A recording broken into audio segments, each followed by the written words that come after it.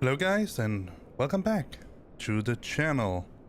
So sorry for the sort of roughly longer delay on the startup here. Yeah,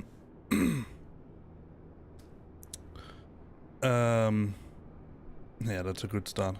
Starting by saying I needed to update some stuff in order to get us started here. Some of it was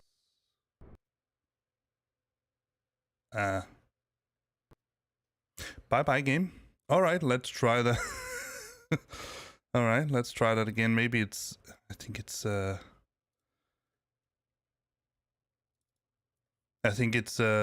what's it called? Afterburner that's acting up again. But I have borrowed my son's phone here. It has a slightly larger screen than my own. And the reason being that I am going to try out the fly-by-wire mods remote or web interface for the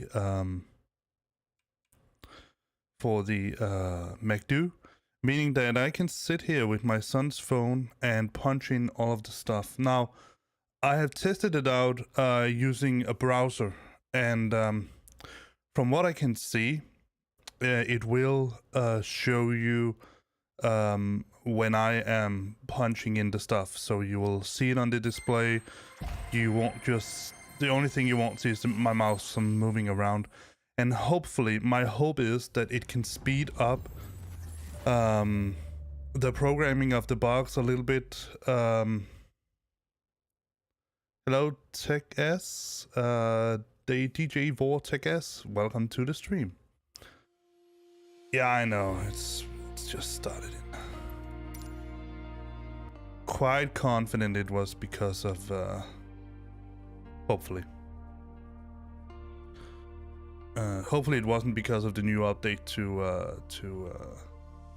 the Pushback toolbar, whatever it's called, 1.4. Because as far as I could read, that new toolbar should have the ability to show me to pre-plan the pushback, just like better pushback in X-Plane 11. So I hope that works, because I'm really excited to test that out, and I'm also very excited to testing out how the MacDo interface is going to work on my phone, on my son's phone actually. I also have my own phone here, but the screen is slightly smaller, and with my huge fingers, it's I mean, it's just an accident waiting to happen. I love that image that just were there of that 747, because whenever I see it, I'm constantly wondering how the heck they got that plane in under that roof, and maybe even more importantly, how the heck are they going to get it out again? Yeah, let's hope it's not one of my mods that are not working, because then I know the culprit. It would be the pushback thing there. Yeah, definitely.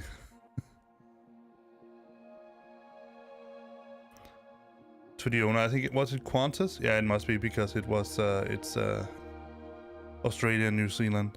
So could tell the owner, the CEO of Qantas, or the local administrator: sir, I have some good news and some bad news. The good news is that we finally managed to put our beautiful 747 on display. The bad news is we ain't gonna get it out ever again.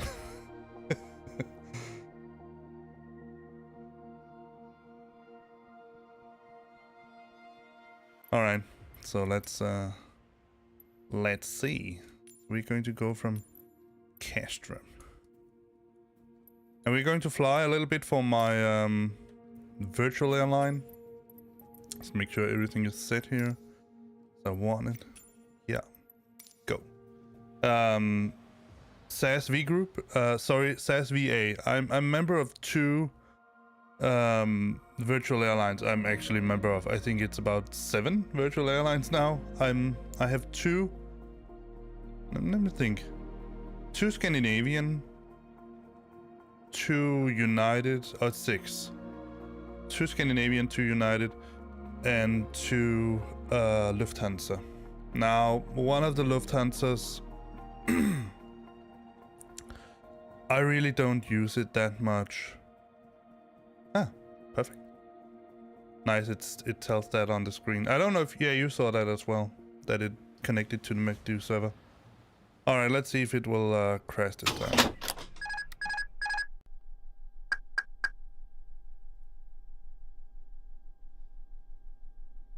No. That's hopefully a good sign. Let's see how it looks now. Yeah.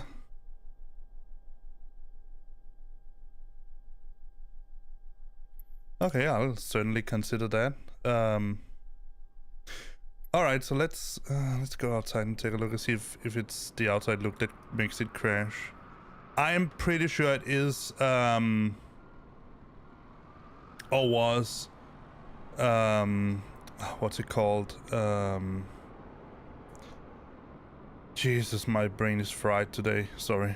I had a lot of stuff going on. My wife, yeah.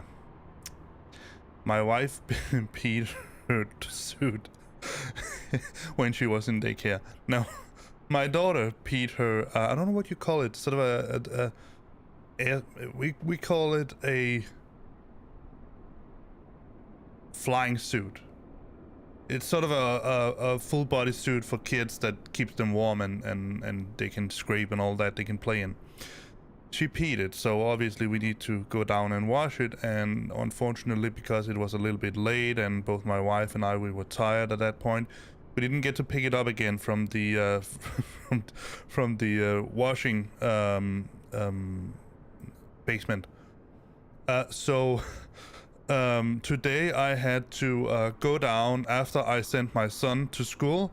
I had to go down and put the suit into the dryer, get it dried up so she could use it today. And obviously, I mean, of course, while I was down there, and it took, I think, about 7 minutes perhaps, nothing more than that, she managed to somehow drop a glass on the floor, breaking it into 1,000 pieces. So not only because she had to spend, my daughter, again, not my wife, my daughter had to spend, I don't know, hours picking the correct set of clothes she wanted to wear. Yeah, she's that age. Then we also, and that made us be slightly behind schedule. That also meant that we had to go, I had to go clean that up, meaning that we were even more behind schedule. So I am a little sort of today. Back on track when we sort of settled into what's going on here, into the simming. Now, there is one thing I am really considering, which shouldn't be the case, but I'm considering it anyway. I know now that the Phoenix A20 is in beta, meaning that it is actively being tested by some people. I also know that it is the CEO version they are building, at least for now. And it's standing right there. That is the CEO. You can even see it on the little wing splitters and the IAE engines. How can that be? I think I've turned off external players. Maybe I haven't. In any case, let's get everything set up again. So first, we're going to fly to Split Airport. Yeah, it must be. In the Rush, and that's going to be 174 passengers. My cruising altitude is going to be 38,000. And let me see if it can still remember my... No. Couldn't remember my planned route. So let's see. Well, that's certainly going to be interesting then, because I'm also going to connect to the POSCON network. Let's see. Yeah, that is connected. The MacDo server, so we can at least we can do that. Let's go into here and put in all the stuff that we need. All right, let's see.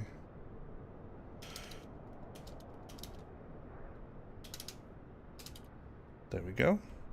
And pull this up as well.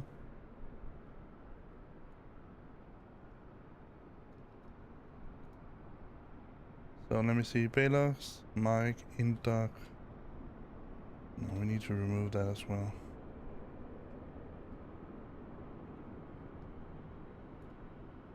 Balux, Tabet, Rudno, Simba, Nipel, Sabat. I hope it's the right route that I give them. Otherwise I think I can change it. Yeah, I can, if something is wrong. Alright, so that's set up. We're not going to use we are not going to use packs today, because there are already so many sounds into the fly-by-wire mod that it's really not necessary. Alright, so let's see, we have that open. Let's go into POSCON and launch the client. Connect. We are connected here. Perfect. Let me see. Can I minimize this one here? Yes. All right. So let's call, see if we can call some stuff. We can call power card, catering, jetway, and baggage, and let's open all those. Oh, listen to that sound.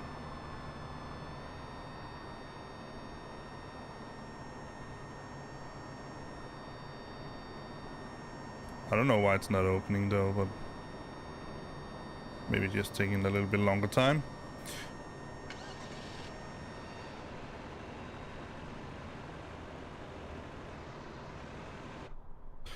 All right, let's get it get the airplane up and running. So let's do the usual check that the engine mode selectors are in the off position. Sorry, the engine master sign off. The engine mode is in norm, that the flaps and speed brakes are disarmed. No weather radar, which is also inoperable for now. And gear lever is down. Let's go to overhead panel here. The wipers are in the off position, so we are good to go. Let's turn on the batteries. There we go. And let's turn on the external. Let's go through the flow. So crew supply, CVR test. Yeah. Not going to fiddle with that yet. Set the ADS in the nav position. Turn strobe to auto. Nav logo on. No seat belts yet, but let's set these on. And let's do a... We're not going to turn on the pumps yet because we're not refueled. Let's do a test of the APU fire. Yeah. Engine 1. And engine 2. We can hit it there. Alright, that should do for the flow here. Let's also do the cargo. Yes. So all of that is fortunately functional. Let's go down to the panel here. Let's turn on the brightness. Up. Yeah, I hate that. Somewhere around that. Let's go to 2. I don't think there's anything we need to do here yet. But there is something we need to do down here. To turn the ECAM display up. to take it to 100% or thereabout. And let's go over here and just turn that up sort of a good amount. Is there anything we need to do down here? Yeah, let's do the usual we do. Let's go to the well, we already at the door page, but let's just pull it up. Door oxygen, yes. And then let's go to the hydraulics. See, we have level. Yes, we have hydraulics.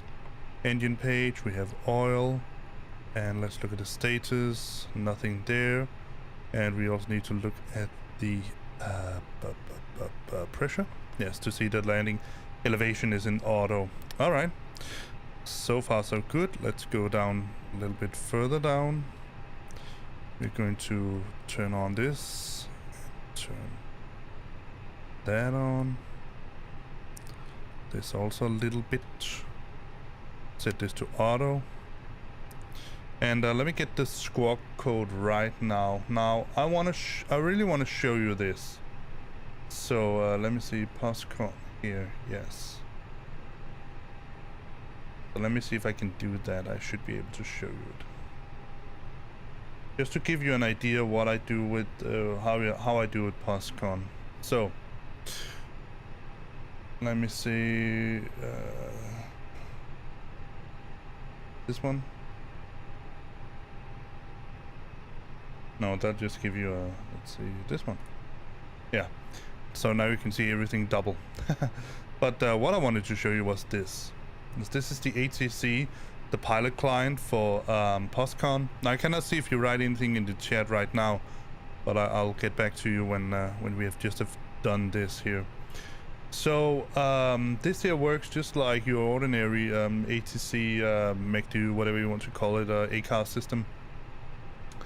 So on my flight plan, I could see here that in order to do all of this, and there are no controllers here because Denmark has not really been added, I need to log on to EKDK. So let's go to log on status and then press EKDK. No, EKDK. And we were, what was it, 2831? 2831, yeah. So 2831. Send. One of the things we're going to test here to see whether there's much stability with the POSCON network here on Microsoft Flight Sim. Whether it's a problem for me with the network or it's a problem with me for the client for X-Plane. So let's see how that goes. So we're going to look at new messages. It tells us that we have a CBLC connection with Denmark, or Danish control, whatever you want to call it. Go back into ATC. All of this, we cannot use this yet. If there were a controller here, we could use it, but you cannot. But what we can do is we can go to clearance request clearance, and send that, and then just wait a little bit, and then we get a message. So now we can squawk 3554. So let's put that into the sim. 3554. And then I'm going to go into the message and say Wilco, and we have accepted it. It's accepted. So if we go back here and try to reload the flight plan, when we take off, this flight plan here should go into activation. What this means is that no matter where we fly, how we fly, we will always use that 12295. I know there's no CTAF for Copenhagen Kastrup, so let's put that in 12295. Cannot see anything on the screen.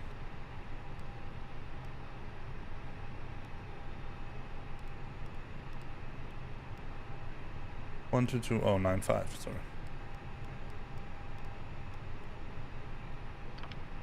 That should be 12295.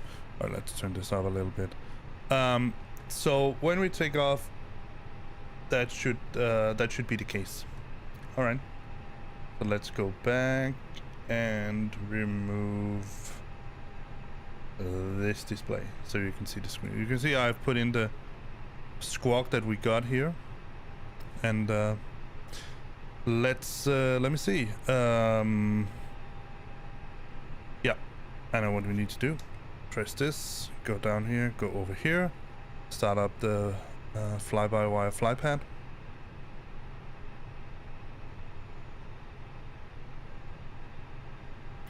And I'm not using SimBrief. If I did, I could load all of this in for SimBrief, but I'm not. So let's just put in EKCH. Okay, gonna meet. Oh yeah, all right, fair enough.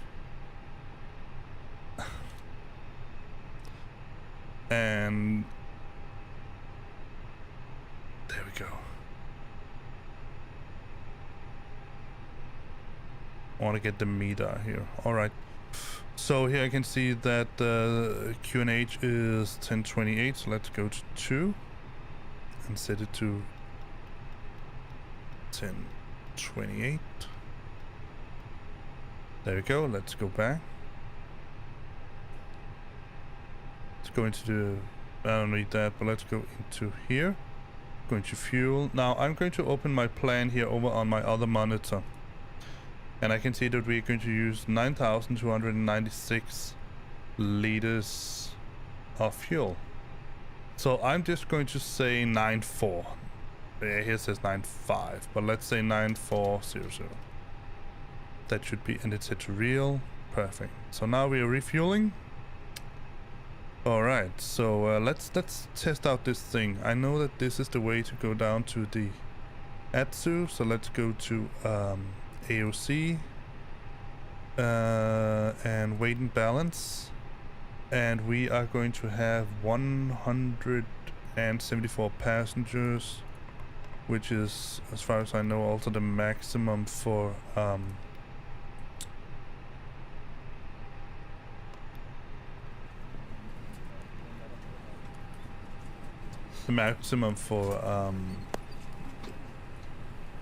the fly-by-wire. So this is the cool thing. So if you go into camera here, go into showcase, fixed. Let's just go to, I think it's 16 is one of the.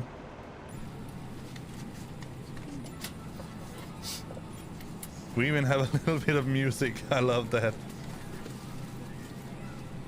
It's pretty neat, huh? So the fly-by-wire, they have really tried, as far as I can see, not only to make this a sort of a good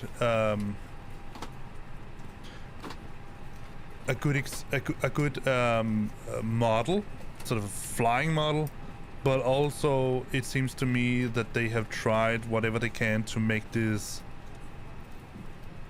a good experience to fly as well. In my opinion, it most certainly is. So there we go, full panel. Let's go down. All right, let's test this. Oh, what was that? What was that? What was that? Let me see if I can just see it. I think it was you, DJ, but I didn't get to see it. But whoever it was, thank you for following on Twitch. All right. Well, let's see this. So I'm in the MacDo now, and I can certainly see everything here. All right, let's see what happens when I press something. This is so cool. So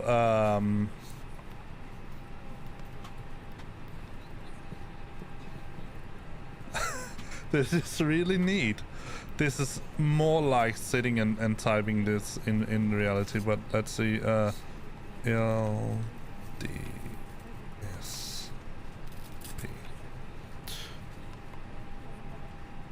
And yeah, we don't have any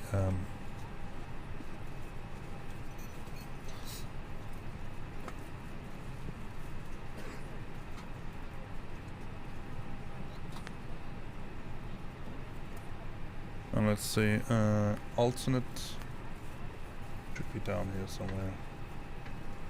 LDZD, so Lima Delta Zulu Delta. And we are Scandinavian 2831, was it? Yeah, it was 31.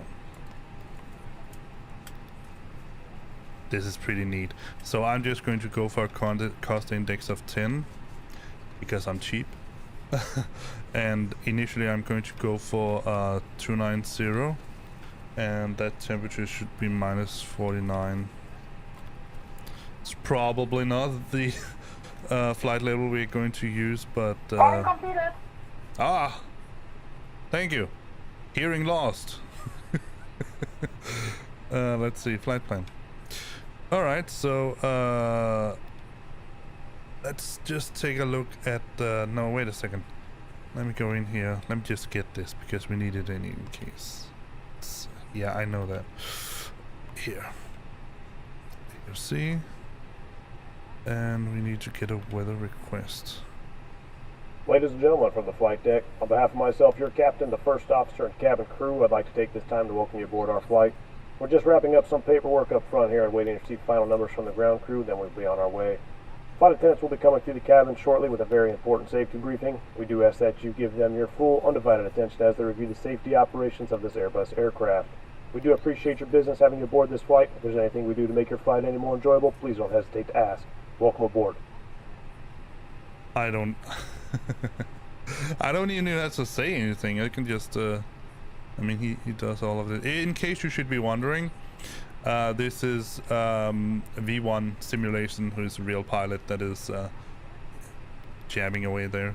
Alright, let's see. Wind is 020 at 5 knots. Then I'm pretty sure I will take runway 04. So let's go in here.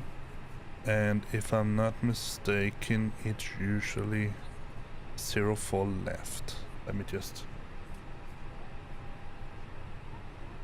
be completely and absolutely sure about that. So in order to do that, I'm going to open up my Navigraph charts.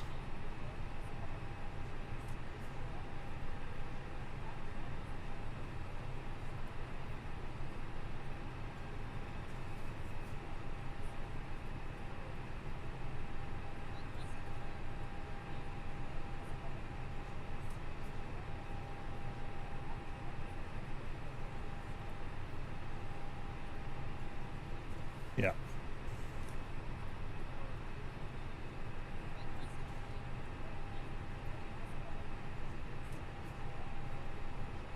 Now I do know that I do have Navigraph charts here, but for some reason it constantly loses connection, and I quite frankly am a little bit annoyed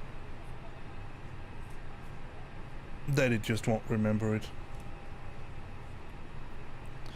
But in any case, it should load the route, and as you can tell if you open the chart list here, I know that this is the usual runway you use to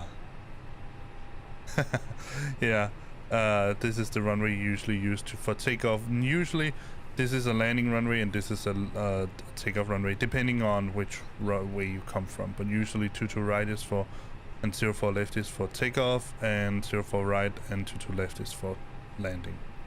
Sometimes they swap it around, sometimes they do it dual, but that's at least how I remember it.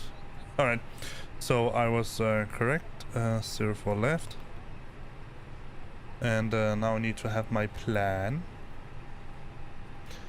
It's the Balo 1 Echo. We have that here. And we don't have any transition. We do have a transition, but it's built into it. Alright, so from Balux, we are going to use some airway. So go in here, airway. This is actually pretty fun, sitting here with a little phone and doing this. Alright, let's see, Mike 736. The only downside of doing this is that I cannot show you my flight plan on the, well, actually I can. Wait a second. Let's minimize this. If I'm not mistaken, I should have made it so that you can see. There you go. Now you can see it, but now it's just in the way. So let me move it over here, and now it's, I mean, now it's in the way of the chat, but can't have it all. Now you can see, should be able to see both the plan and the MacDo, so you can see what the heck I'm doing. Alright, let's see. So here's all of that with the altitudes and all that stuff, but as far as I can see, it's tabbed Tango Alpha Bravo Alpha Tango. That's our final sort of area. And the next one is going to, alright. Fair enough.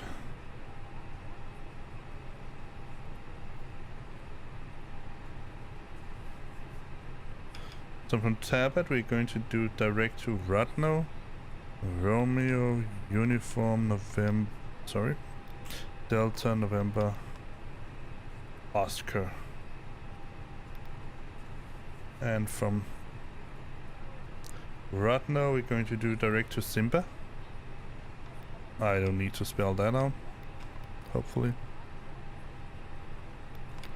Otherwise I would question why you haven't seen The Lion King. Direct to Nepal. November, India, Papa, Echo Lima. There we go. And then direct to Saban.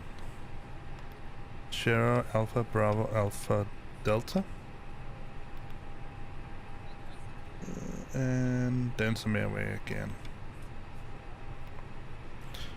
So there we're going to do Lima 862. 862. To O'Clacks.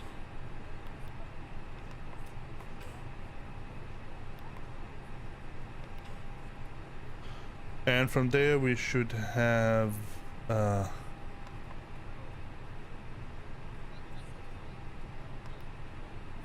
arrival here. So it's just 5, so I'm going to go for ILS Zulu, and it's the O'Clacks 1 Zulu it suggests, so we're going to put that in.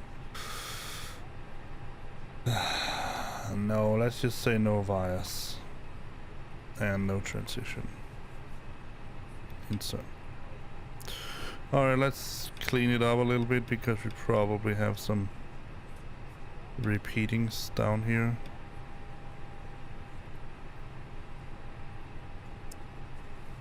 Hello Lee, welcome to the chat. And Erin, Macy, since you're just giving me the usual crap, I am going to block you, sorry. But that's just the way I am. Let's see. No, actually we don't, we only have 1 O'Clacks. Maybe it's when you put in the destination data before you actually before we actually get anywhere. All right, I'll put in the flight plan. Let's take a look here and see what we have nearby.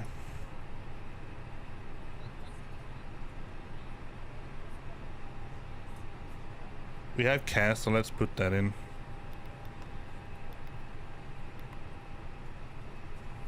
Yep, that's it. 112.5, and what else do we have down here along the route? Schwerin Patchen, let's take that.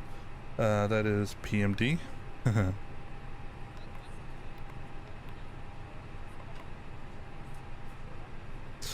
Probably the one that's 100 and something miles away. And we are using 1110.5. If I remember correctly, that is accurate. Alright, so that is put in. Let's go to unit B. And let me just make sure.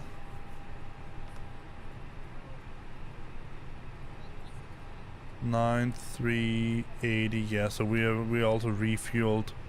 So I can remove the flight plan for you right now.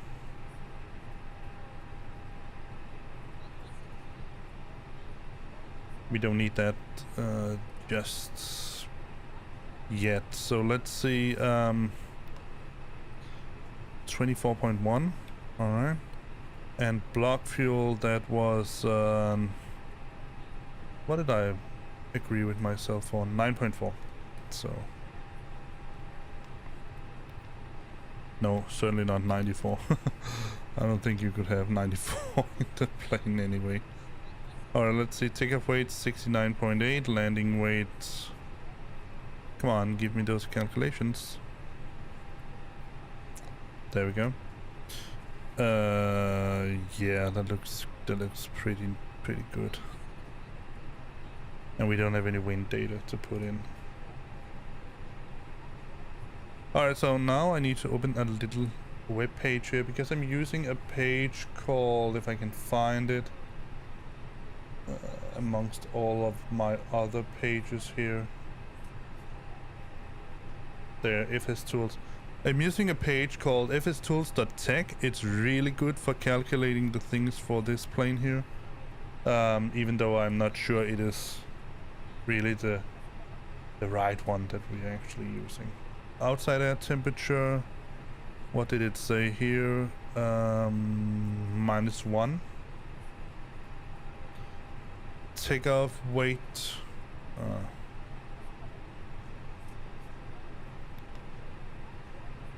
Oops.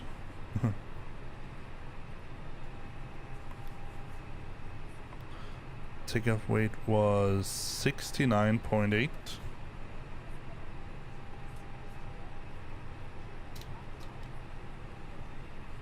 Packs on, flaps, config, let's just say config 2. Calculated. Alright, so we got some numbers here. Let's put that in. So we're going to use flaps 2. THS, I would love to put that in, but I really don't know what to put in because we don't have that calculation yet. Let's see, flex 43. Let's put that in. Now this calculation here, because it's for CFM, there's both CFM CEO engines and there's CFM Neo engines, so I don't know whether it's for the CFMs or the Neos, but I mean it's the closest thing we have. So 129, 134, and 137. No, 137. Transition altitude, I know that for a fact, is 5,000. And let's just put in 1600 here.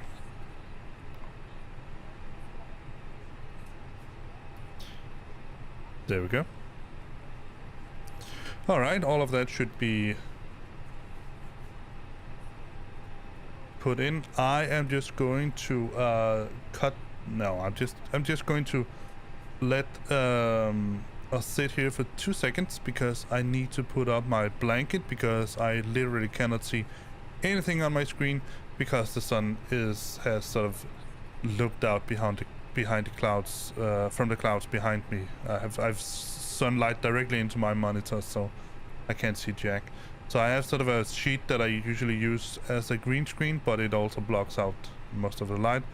And while I do that, I'm going to get myself a cup of coffee. So I'll be right back. I'm not going to turn off the audio. You can hear me bump around and probably fall down and break a leg or something like that. See you in a second. Yeah, that's a good plan. Oh, coffee. Yeah, coffee is also a good plan. I was referring to the breaking the legs.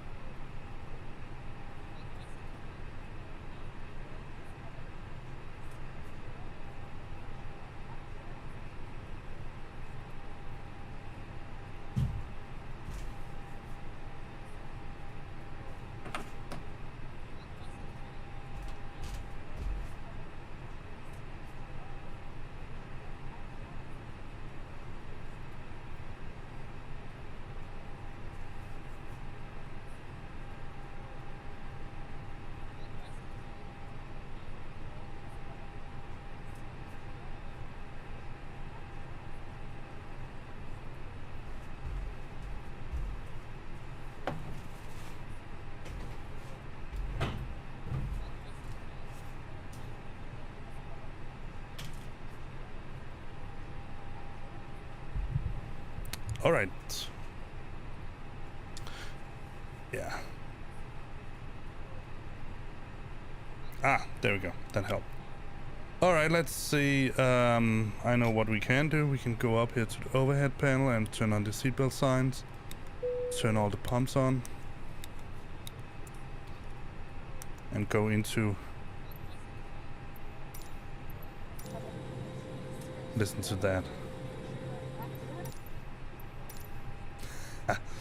All right, let's see. Yeah.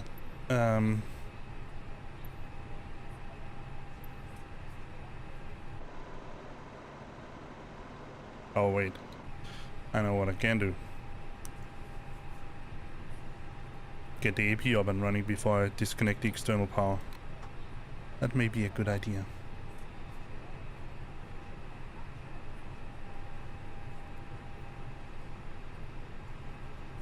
It's funny how my viewing numbers always sort of jump around. Now last time I streamed, I had 1 viewer on YouTube and 3 viewers on Twitch. Now it's reversed. 1 viewer on Twitch and now I have 0 viewers on YouTube. So 3 viewers locked off just just instantly. Interesting and impressive, actually. All right, let's see. 2, 3. I know for a fact that the sit altitude is usually 7,000, so we're going to go with that. Constraints on, airports over here.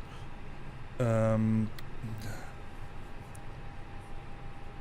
this is the good thing about having the MacDo for this, because now I can go into flight plan mode here, and I can scroll through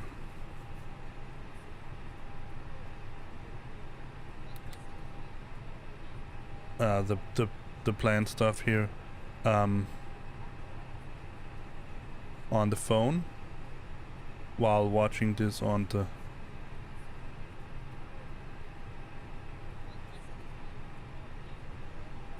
display.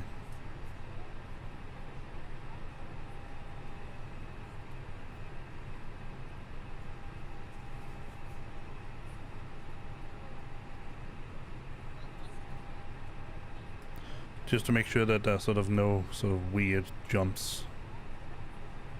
But it seems to be... Yeah, it seems to be pretty decent. Alright. Let's go to ARC again and 10. And let's go back to performance page here. So let's see, we should have yeah, down there. The only door that is open is the cabin. Alright, so let's go the outside look. That's what I wanted.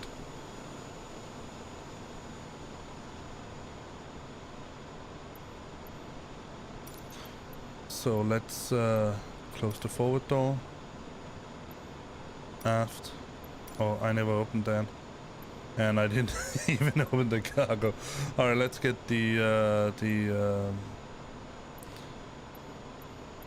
where is it? The jetway to move away. Should have closed that door as well. Yeah. And let's go back into the cockpit and turn APU bleed on, turn external power off. And let's ask the baggage guys to move away and the power guy to move away and the catering truck.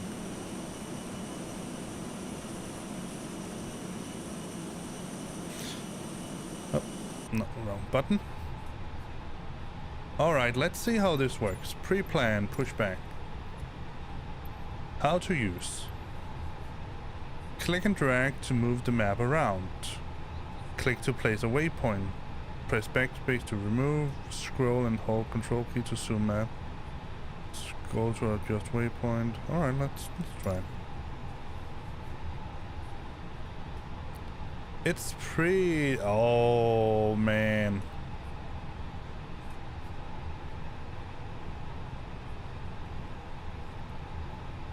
And do just... I love this. And the really neat thing about this is this was one of the only real true beefs I had with Microsoft Flight Sim, is that I didn't have better pushback in Microsoft Flight Sim. I now have better pushback in Microsoft Flight Sim. Thank you so freaking much to the one that made this. I really hope for Laminar Research that they have something really nice up this sleeve with respect to Explain 12, because they need it. Alright, let's see. It's probably going to take an hour for him to to talk all of this away. But let's see how it works. Let's see how it does. Request pushback. Cockpit to ground. This is ground. Stand by.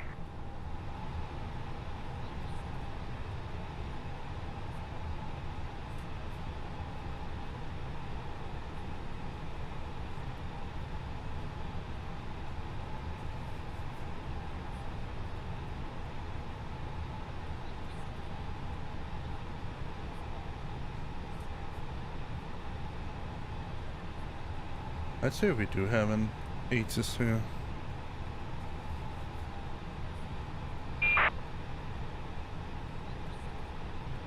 Okay, sir. The bypass pin is installed. All doors and hatches closed and all ground equipment is removed.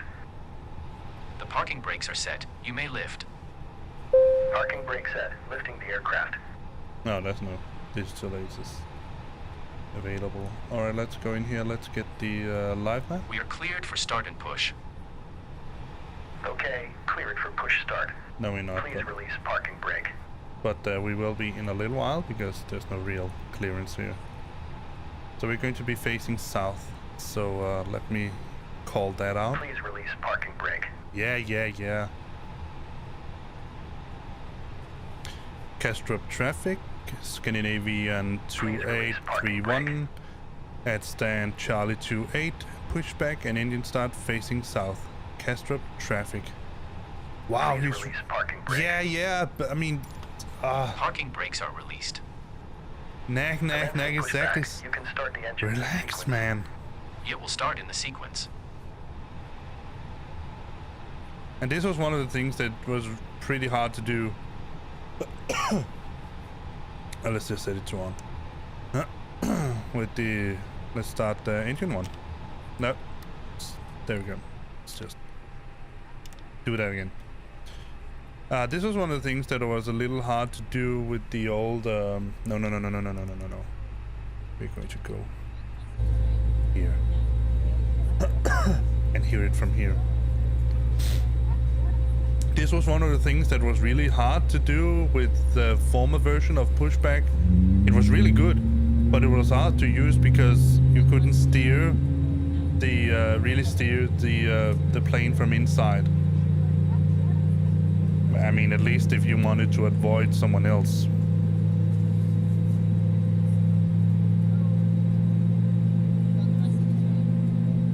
The sounds in the fly-by-wire mod, they are the best I've ever heard.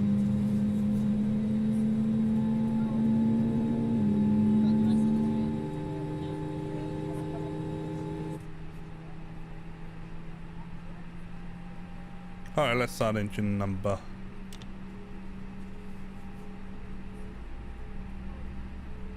2.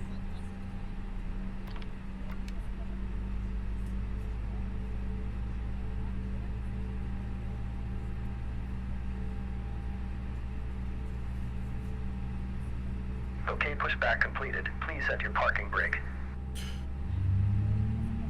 Alright, so how much are you going to nag me for this? Close the door. Parking brake set. Parking brake set. Parking brake set. Lowering aircraft.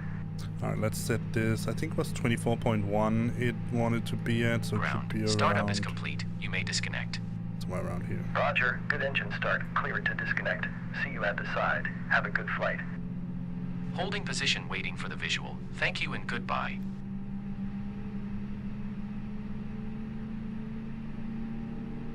I can only listen to one. That's a little bit weird. And these are reversed. I'm not sure why they are that.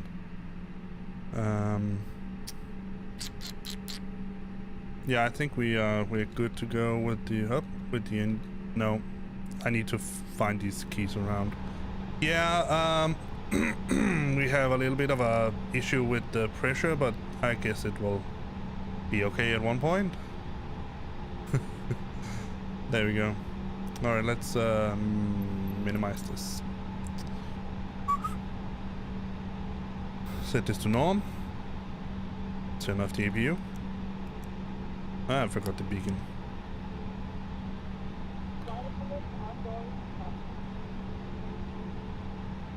Set the captain and purse. Anything else I need to do before yeah, let's go to straight view. Alright, may need a little bit more brightness on the displays here. Well, they are max.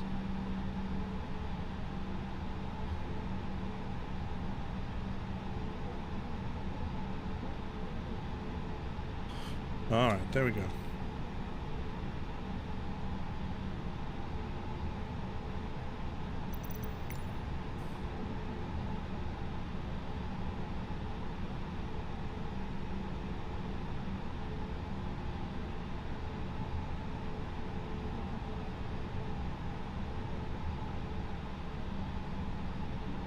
I'm just get the detailed map over here.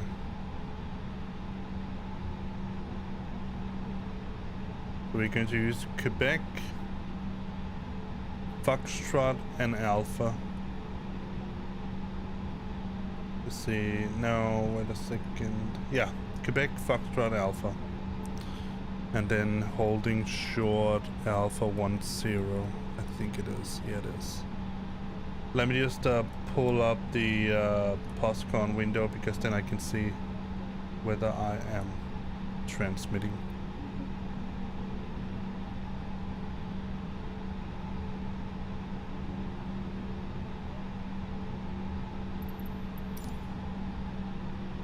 Alright. Quebec, Foxtrot, Alpha 10. Castor traffic, Scandinavian 2831.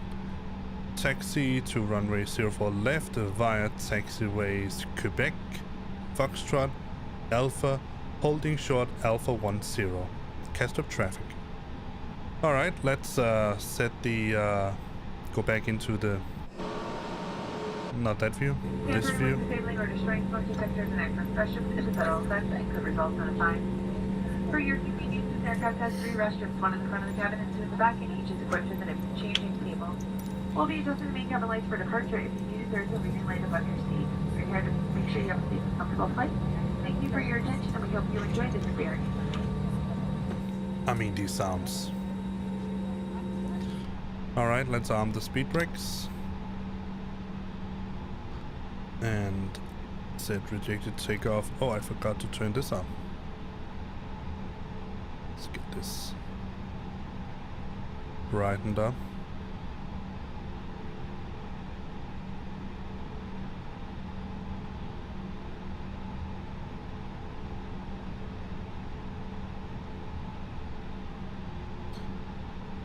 That should do it. Alright, let's do a quick flight control check, see if it does this on its own.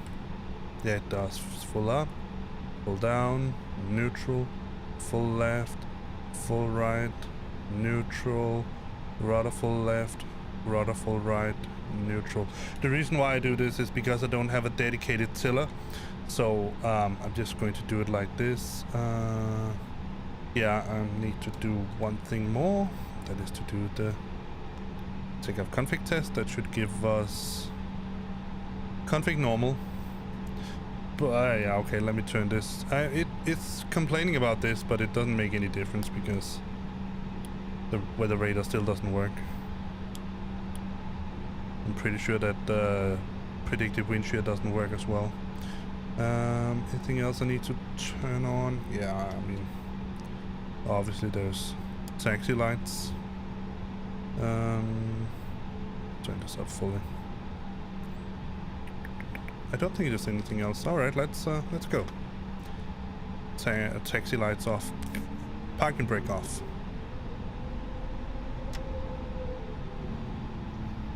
I don't know if any of you live in Denmark actually, but I can tell you that it is pretty much as foggy in real life as it is here right now. So that part is completely accurate. And I know now what I forgot to turn on. Oh, no. Fly.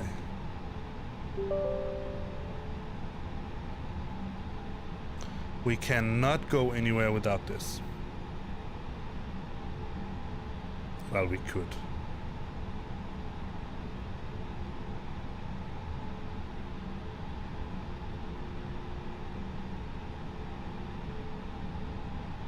And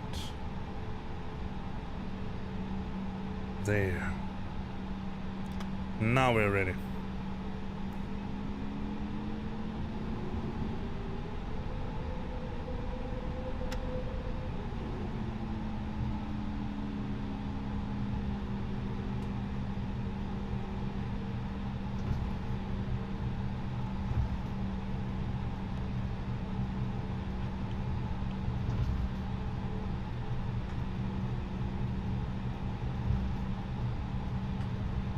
And I know there are apparently are different procedures for this, but what I have heard is that you always keep the TCAS system turned off up until the point where you line up on the runway, because otherwise you may disturb planes that are coming in for a landing. All right, let's go for Foxtrot.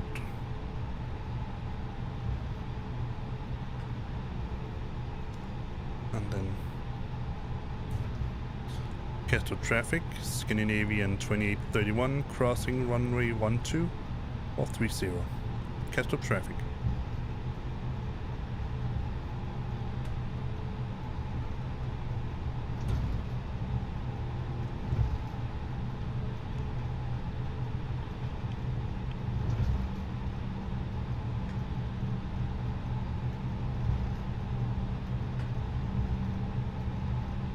As I remember, this is Alpha.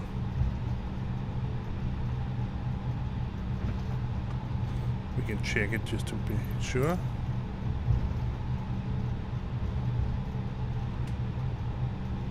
Yeah.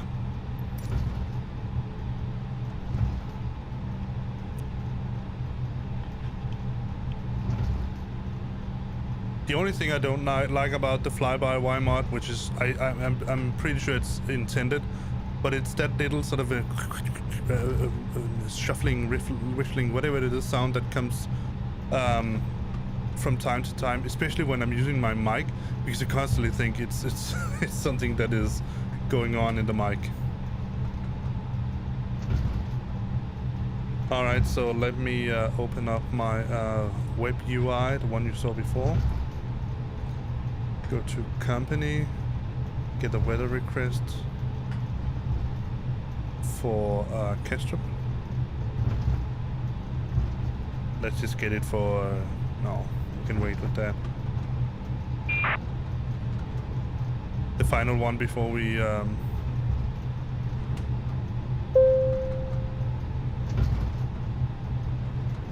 see. So annoying that my chair is constantly moving back. So 020, 5 knots, runway 22 left.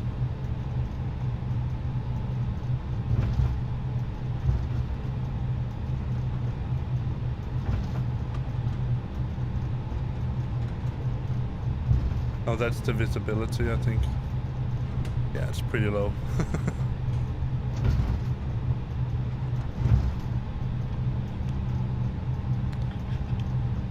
That sound. It quite honestly freaks me out.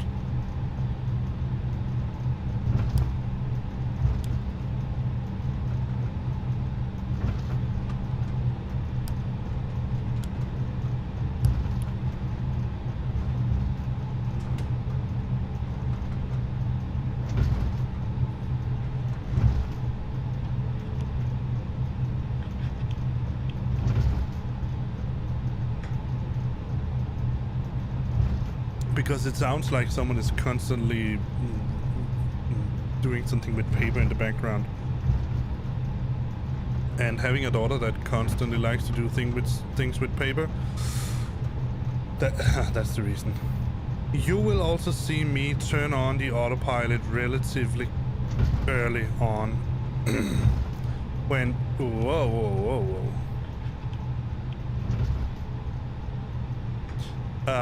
when on the fly-by-wire, and that is solely because I really, well, I could do this.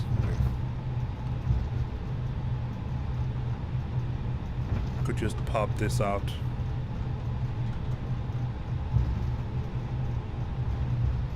Oh, yeah. Now you can only see that. So no, I'm not going to pop it out.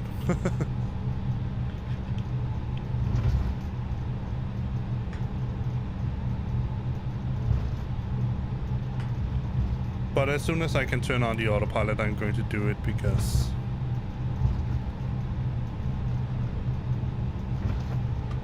I can't see I have a hard time seeing the flight director on the fly-by-wire, and I haven't really found a good sort of setting for the screen level brightness that makes it easier for me to see it.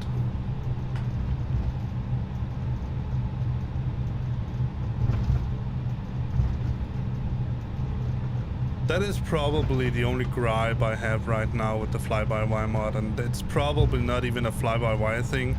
It's just the way the lighting in Microsoft Flight Sim has been made. So.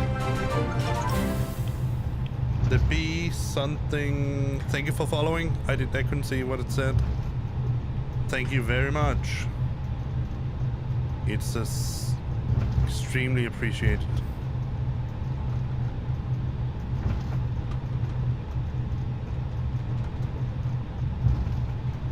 Sydney. Oh my god. What time is it there?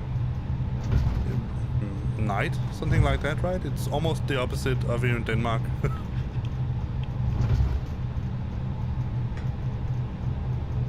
Yeah. I mean, if I actually read the entirety of you and understood the entirety, then probably good evening would give a pretty good indication of what time it was with you. Me too, I've never landed there before, so prepare for a rough landing, or I don't know, whatever.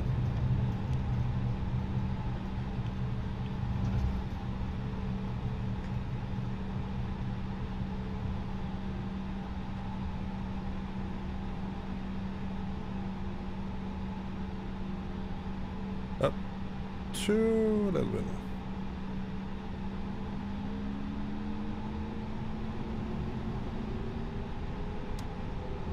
Ah, okay.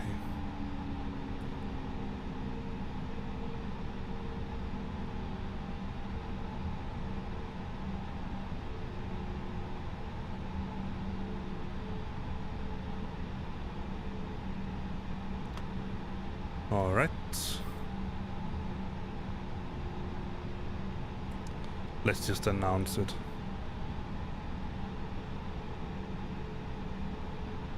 Castro traffic, Scandinavian 2831, line up runway 04 left. Castro traffic. Alright, so let's turn on the other lights on, including the wings, because it's foggy. And let's ding the cabin. Flight attendants, please prepare for takeoff. Alright then. Me too. I flew it a little bit yesterday to Dublin, and from Dublin to Stockholm, and from Stockholm to Kastrup. But I didn't use the little the server. And also the new pushback system here, that is also something new. And finally, obviously, I have only flown POSCON on on X-Plane with unfortunately not a huge amount of success. Not because there's a problem with the POSCON network in itself, it's for what it's worth, it's in my opinion a better... Don't stop. For all intents and purposes, in my opinion, it is a better network than VATSIM, in some instances. There's two things I would say that VATSIM does better, and it's not really something that VATSIM does better. It's just the circumstances. They have more controllers and they have more pilots online. That's it. Right now we are, let me just see, 4 flights online and 0 ATCs, so it's a small network, right? But I guess the more exposure I give it here also on my stream, the more people might consider going for it. Alright, so let's see. Why does it still say cabin check? Alright, let's go up and just press some buttons. There we go. Yeah, that's more like it. Alright. We are flaps as we should be. TCAS. Alright, that's something. TCAS. TRA, let's say, yes. And above, that's good. Alright. Casual traffic, Scandinavian 2831, takeoff runway 04 left. Casual traffic. Alright, let's set it to about 50%. Stick somewhat forward.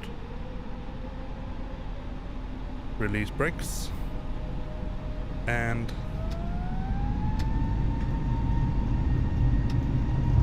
man flex. SRS runway, all thrust is blue. See if I can manage to see when it hits 100. There we go. 100 knots. B1, hands off throttle. Rotate.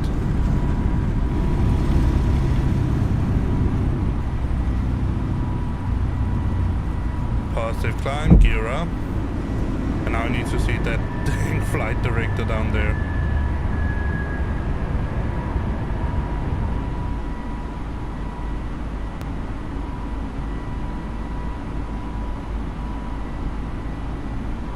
That helps a little bit. But then again, you can't see anything, so let me go over here and say autopilot on.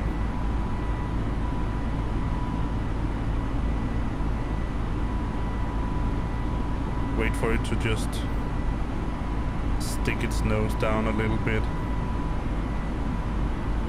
And then go to climb.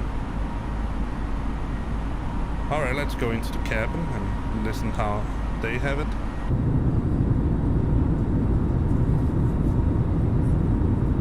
That sound, I mean, and that view.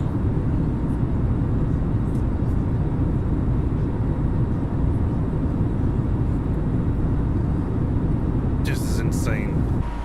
Alright, I need to keep an eye on flaps 1. The flap should retract with only the slats, or maybe not. Flap 0. Flaps retracted. Disarm ground spoilers.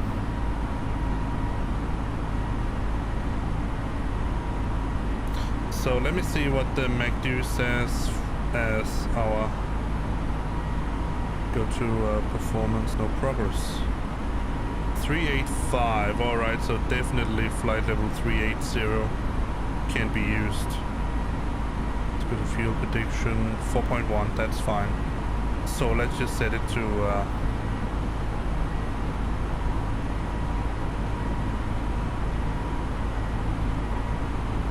flight level 380.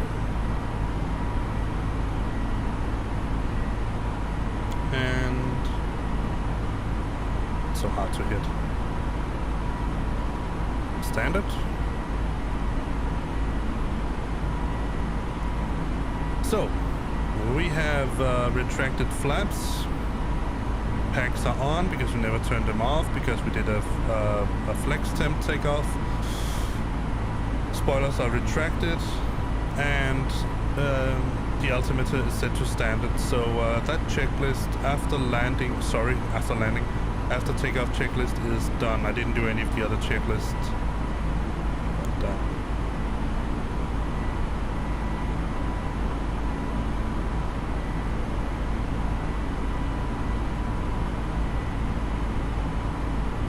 I do have a checklist somewhere around here. I mean, look at that.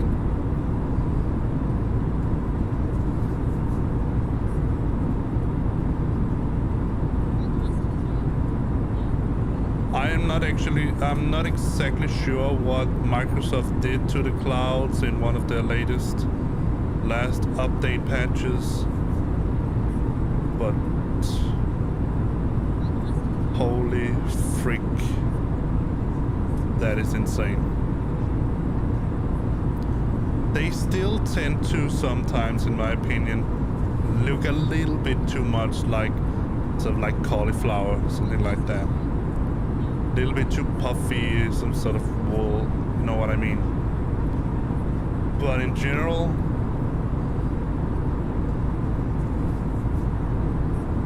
it's just beautiful.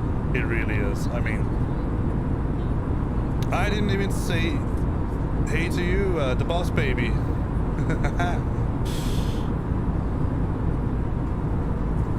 I mean, it was you that was from not Sydney, but from was it Sydney or was it Australia? It was Sydney. All right, yeah.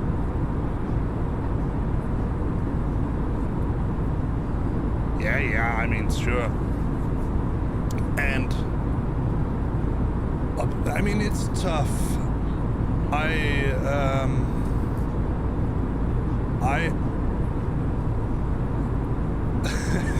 Land of wet weather.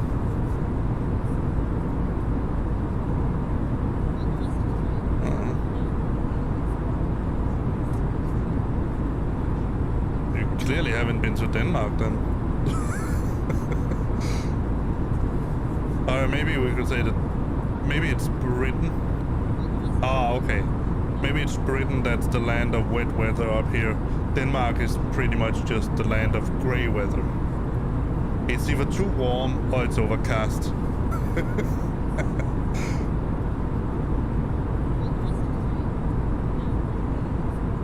But we fortunately don't have a lot of that. Yeah, probably, yeah. I'm pretty sure that is true. I'm pretty sure that how the weather functions up here in our part of the world, boss baby, is that usually the weather come in from down around what's it called, the city of jazz.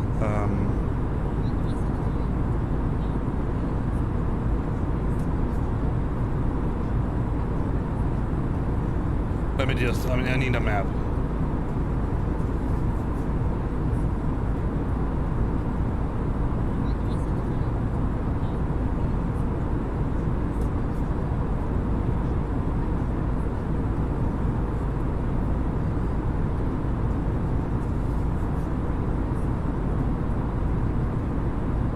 Yeah, of course. Louisiana. New Orleans. So I'm pretty sure that how the weather works here in our part of the northern part of the world is that all the storms start out of the water, and then New Orleans and Louisiana and the states and cities around that, they take the brunt of the wind. Then it goes in over the United States, over water again, and when it comes to the United States, they get all the water, all the precipitation, and then finally the clouds just happen to go over to Denmark and give us the gray weather. Something like that.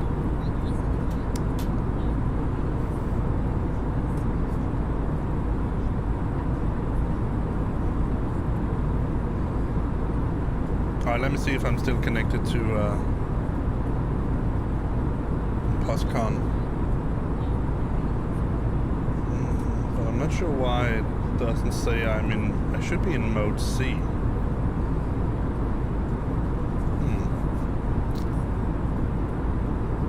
Try to go back to the cockpit again. Stats on, all of this is on. So if I press ident, which doesn't seem to work.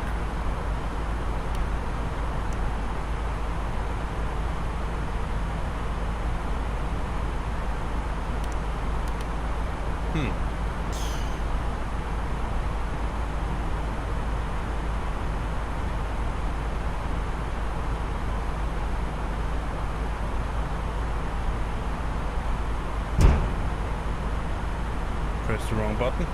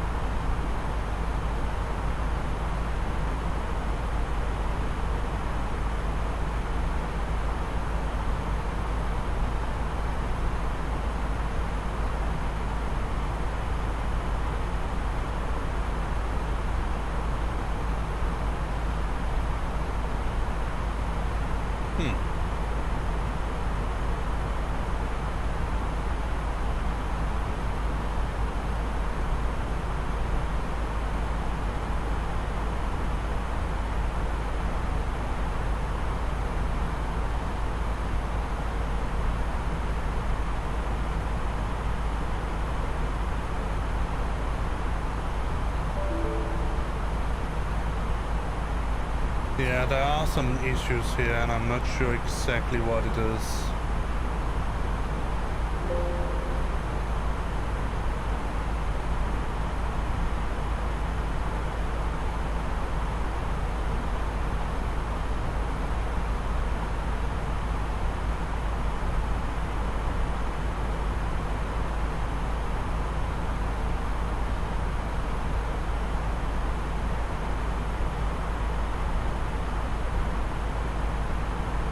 No, yeah, no, sorry.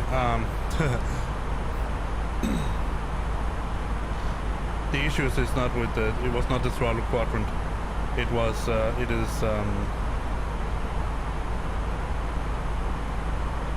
POSCON, unfortunately.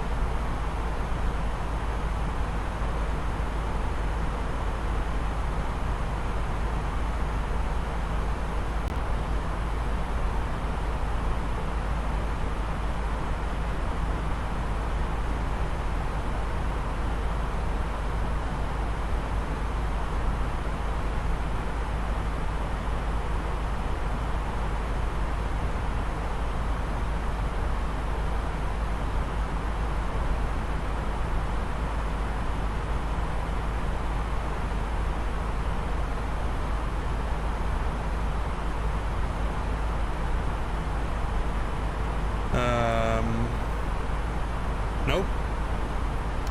Not as far as I know, DJ.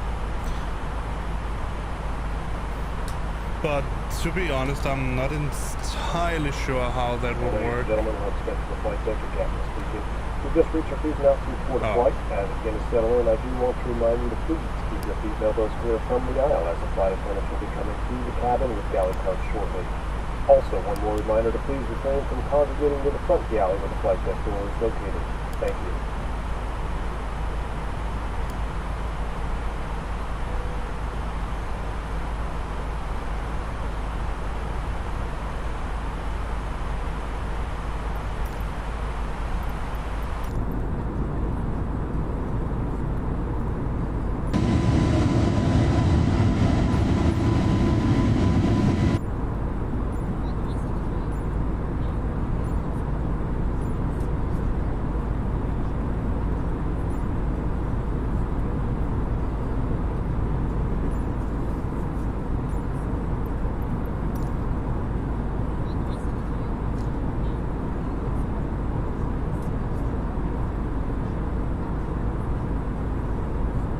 Kitty Hawk.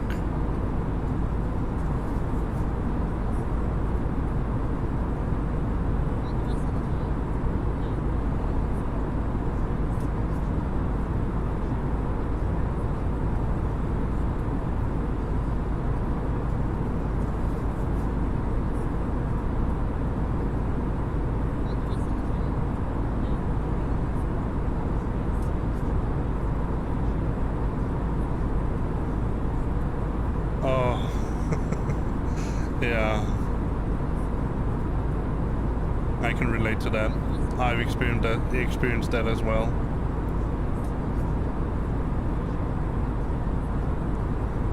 The sort of where the heck are you going?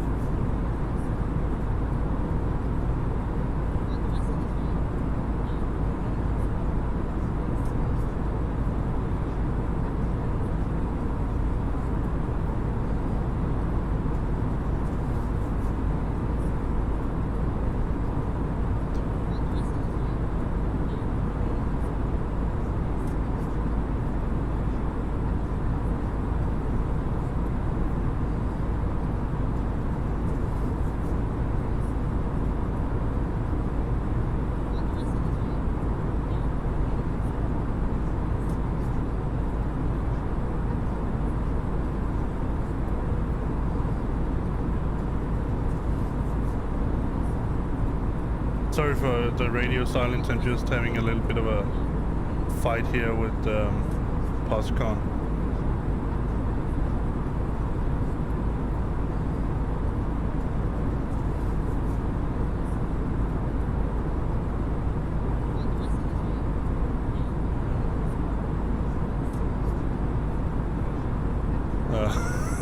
No.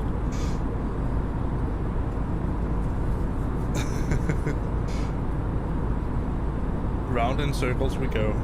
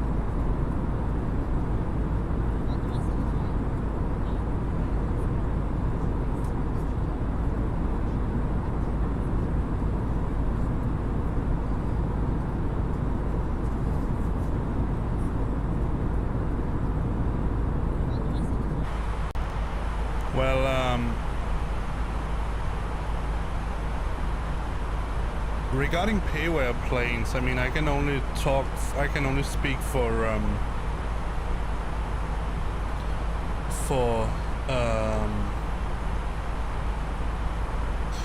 the ones I have on X-Plane, and in X-Plane it is certainly not my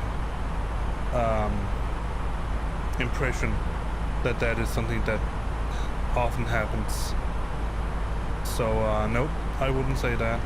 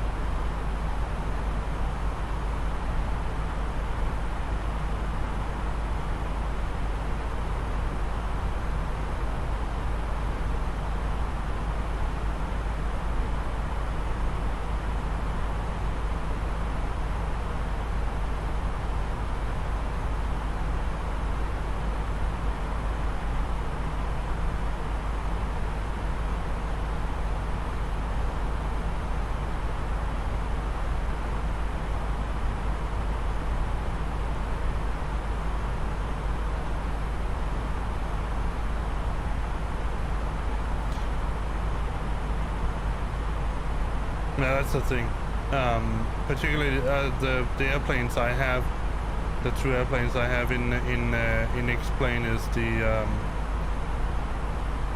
Tolis.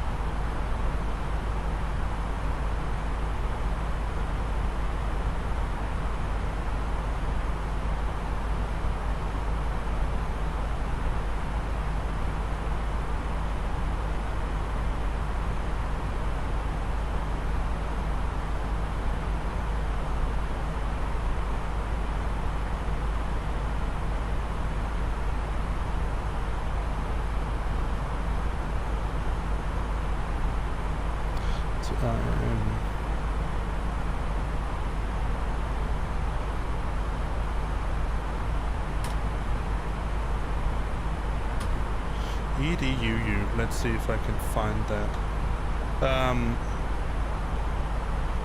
I have a couple of toilets plane. I have two toilet planes.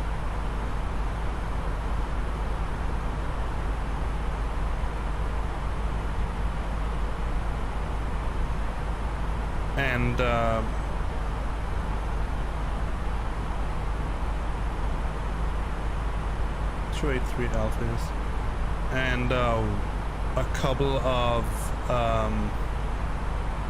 flight factor plane as well, the A359 and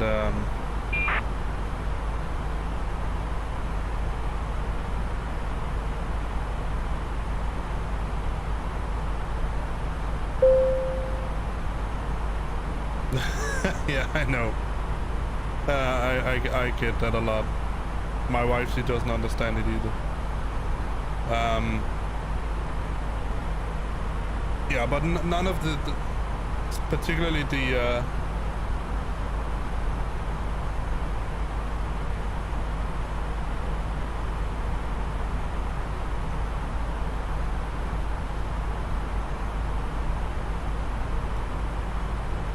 particularly the towless airplanes in X-plane, they are rock solid. I've heard that the flight factor A320 should be really good as well, but the A321 I have and the A340-6, the A340, they are, I mean, they are just rock solid completely. There's nothing to put against them. So yeah. Hello Airline Simmer, and welcome to the stream. Been prepared and explained. Do you miss any functionality? Yeah, you do. I will put it like this. You have to think about it like this. The planes that you get, I mean, depending on what planes you're talking about, but let's assume that when you're talking about prepared, so talking about PMDG or Flight Sim Labs planes.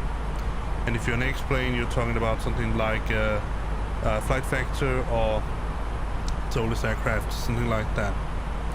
And also Felis, the 747-200, I think it is also pretty okay. You have to remember or think about that the planes you get there, they are fully fledged, fully made add-ons that you put into a sim. What we have here in Microsoft Flight Sim right now is the standard plane from Microsoft, from SASva, where Fly-by-Wire has basically yanked everything out of it and then put in their own stuff. Yeah, you really cannot compare them. You can, but it's an unfair comparison.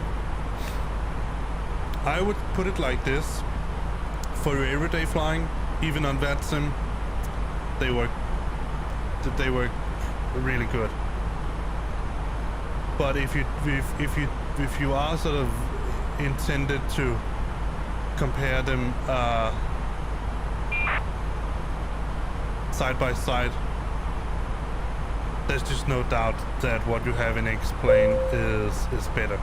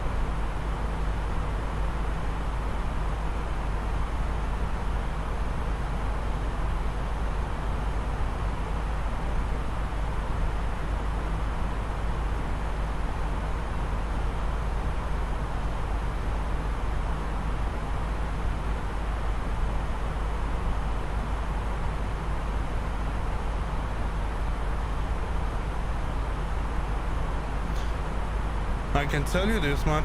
I know that exactly.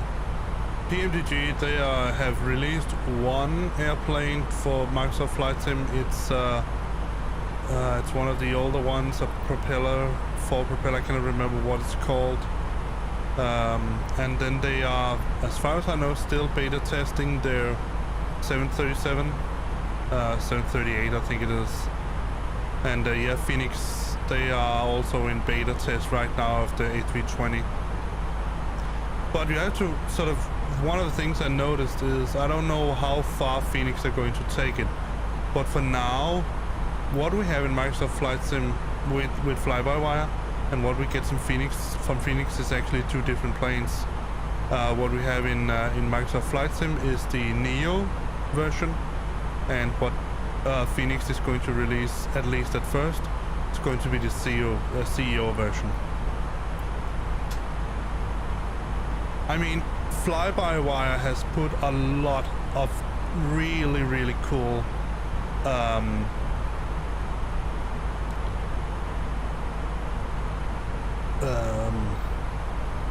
stuff, mods and additions into the standard plane. I would actually go as far to say that what the only thing you really actually have right now here in this plane here, the A20neo from SASva, is basically just a 3D model. Fly-by-wire, they have yanked almost everything else out and are putting their own stuff in, and I have heard with certainty that they are building their own 3D model of the plane. So at one point we will, I mean, they already made sort of the initial steps. When you install the fly-by-wire mod, you get a completely different plane. And the only thing missing right now, besides obviously from some of the functionality, sort of the major functionality that we still don't have, sorry, in the fly-by-wire, is VNAV. We have LNAV, but we don't have VNAV.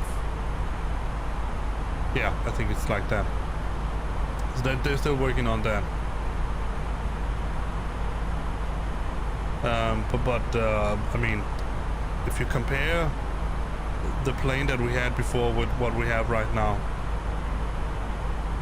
they're completely different actually. The standard A320 from SASva was barely usable. If you wanted to fly on a network, forget about it. I mean, or any kind of ATC.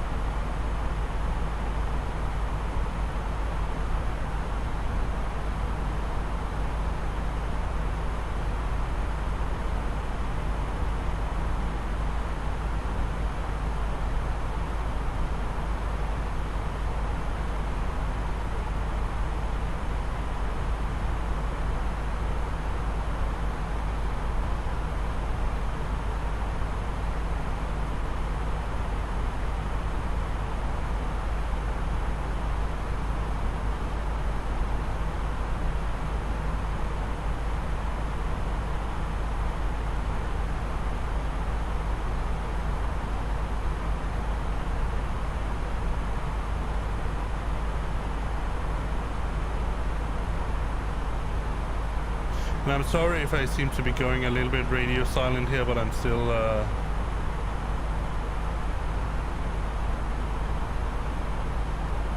wrestling with with POSCON.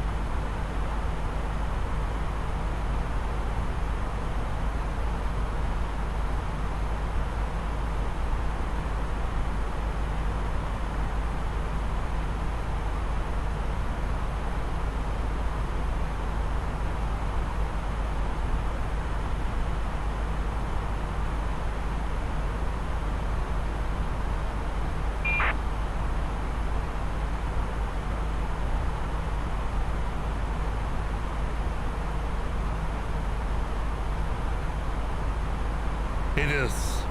It is an extremely good plane.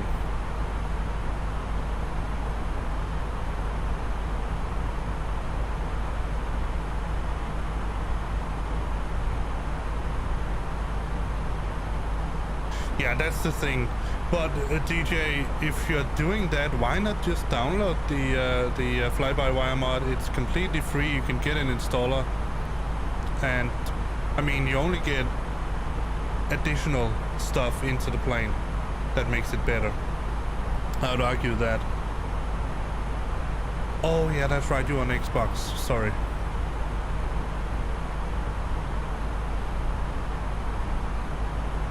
Yeah, that puts a little bit of an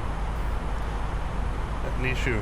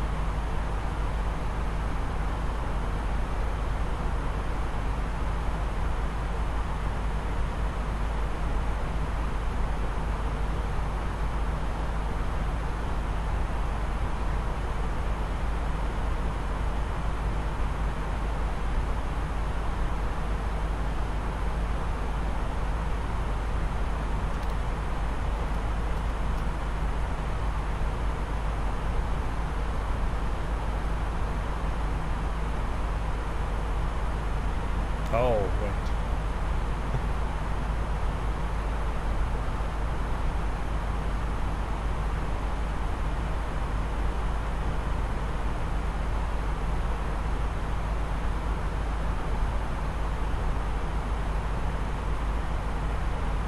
Try this again.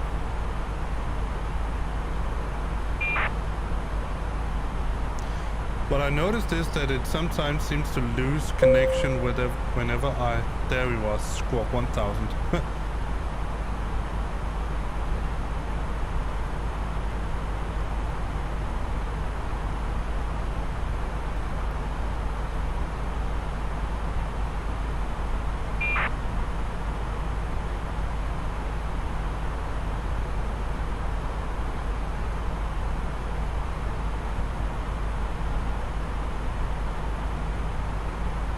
Alright.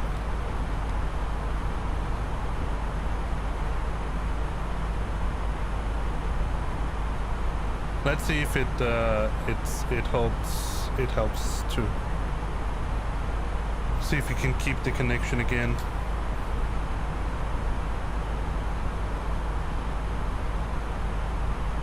Yeah, that's the right. Yeah.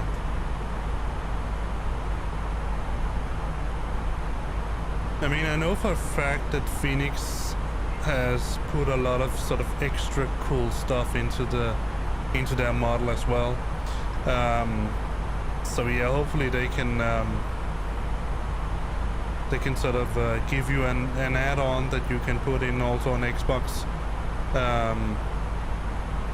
And then I know for a fact that they are having an external EFB, electronic flight bag, so that you can actually sit with your tablet and use it as your electronic flight bag. I think it's going to be an app that you download that you use and then connect to the sim. I don't know if they're going to do the same trick that Fly-by-Wire has done. I can show you that you weren't there from the start, but let me just show you if you don't know already. But one of the really cool things that they have done is that you can use the your MacDo on a phone. It's a web server, so you can use it on anything that has a relatively modern web server. But let's go down and take a look at the MACD. So you can see here we are on the fuel prediction page right now. So I could go over on the performance page. See, I don't use the mouse. My mouse is it's here.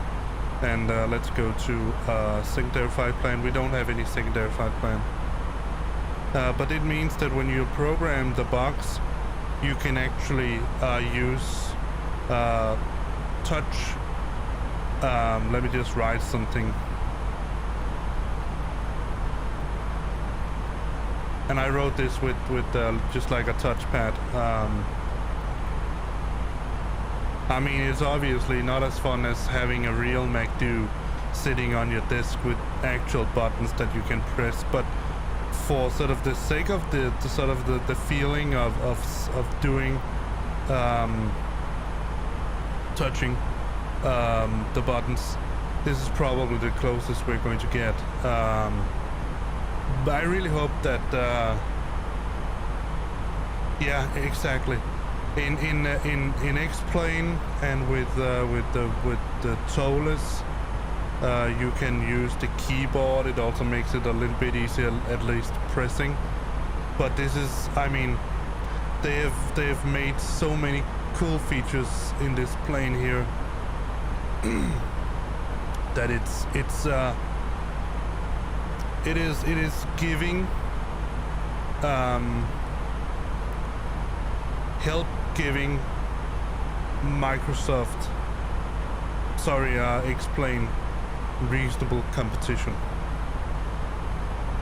Because before, I would argue that one of the things that really separated Microsoft Flight Sim from X-Plane, and basically also the reason why I got X-Plane 11 in the first place, was that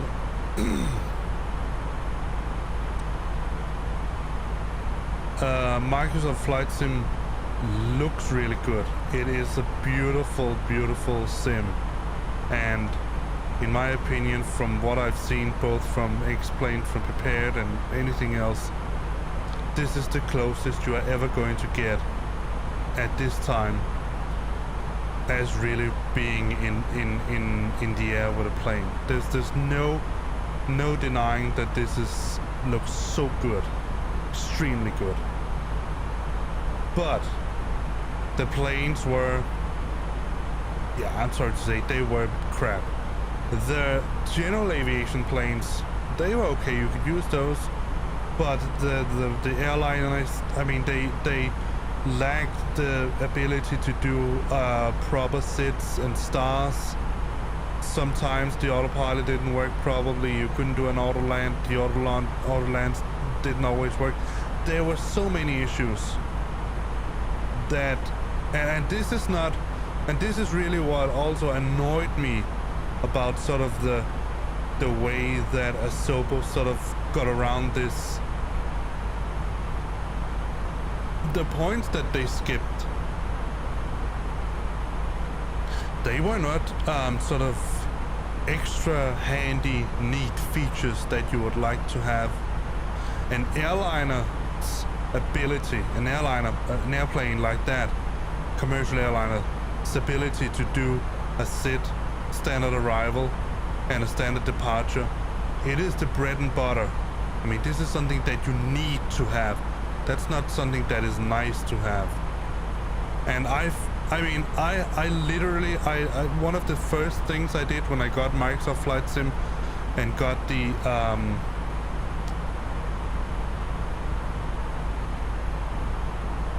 no, that's true, and that's the issue here also. One of the first thing I did when I got the extended version of the Ultimate, or whatever it's called, of Microsoft Flight Sim with the 787, the Dreamliner, was I wanted to fly from Denmark, Copenhagen, to I think it was not Los Angeles, it was New York, on VATSIM, because I was new at that. I didn't get my clearance, but he was a very nice guy. He just asked me to tell me where I was and give me sort of he wanted me to give sort of the usual which waypoint you just passed, which waypoint is coming up next, and the next one again. And I sort of skipped around inside the MacDo and just had sorry, not the MacDo, the FMC, I think it's called, on the Boeings. And I had to tell him, I don't know. All right, he said, so where are you now? I could tell him that because I could read it on this display. All right. What is your next waypoint then? He asked. And I could see that on the plan as well. All right. Then he said after a little while, proceed direct something. And I had to tell him, yeah, no, I can't do a direct. Because I was flying in the standard, I just said, so, well, you know, it's Microsoft Flight Sim. Oh, yeah, all right. So, one of the things I would say that is probably more nice to have features than need to have is something like doing an offset when you're flying over when you're crossing the Atlantic. Doing an offset, course offset, in order to separate yourself a little bit from the extra traffic. That's a nice to have. And maybe doing holds in a sim, could also argue that is nice to have, not need to have. But sits and stars and all of that, proper sits and stars that can do proper VNAV and proper LNAV, that is a need to have. That's not nice to have. And this is what, as far as I can see it, that the fly-by-wire team is trying to give us here. That looks interesting. It's the blob of snow. Alright, let me go. I need to go back into this one here.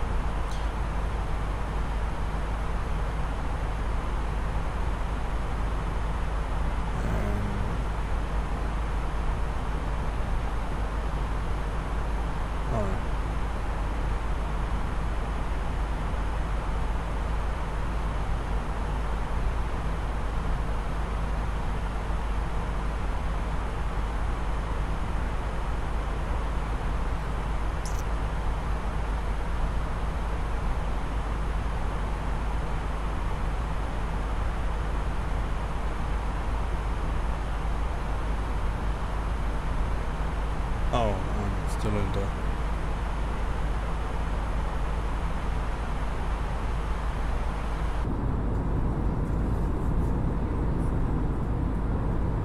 So yeah, there still are these. So we are still missing.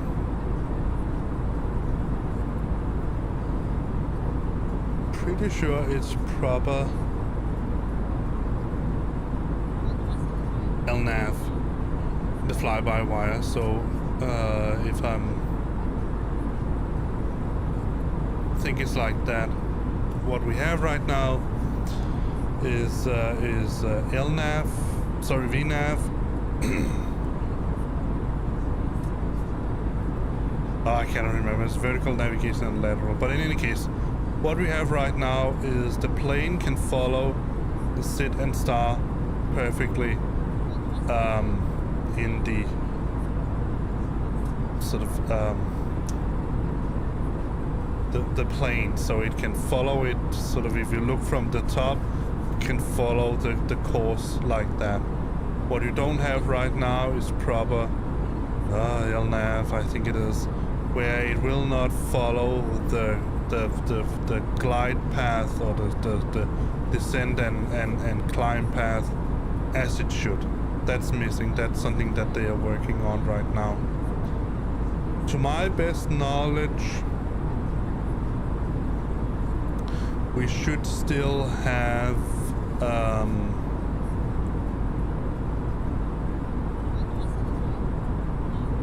the TCAS system. I would like to find out that.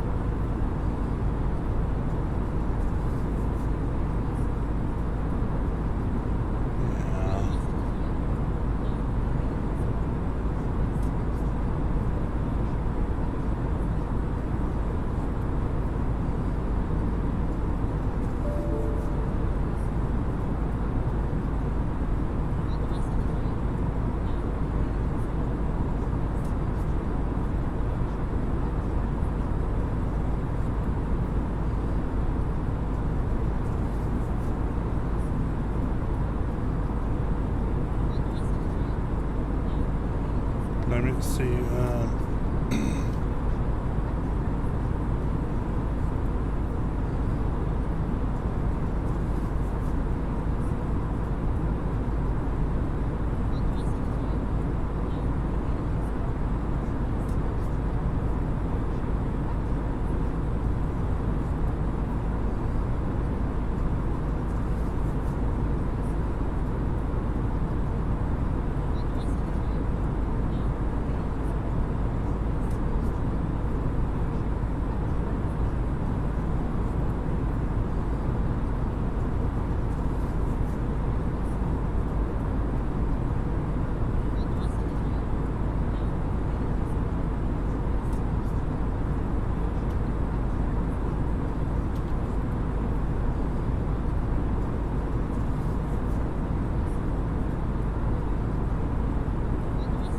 Alright, so let's try that sim instead.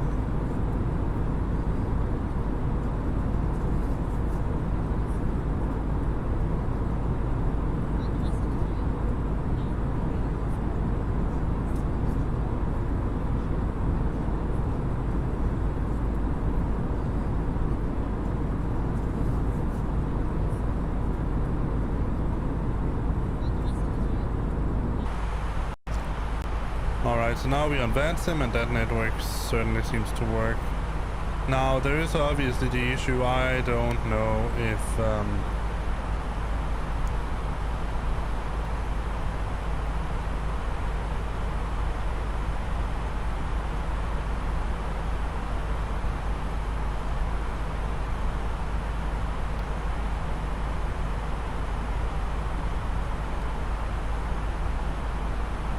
I don't know if we're going to get close enough to any planes in order to see anything here.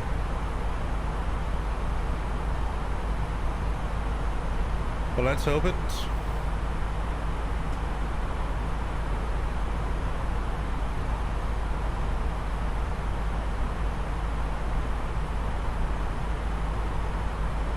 The thing I'm wondering a little bit about is whether the issues I have with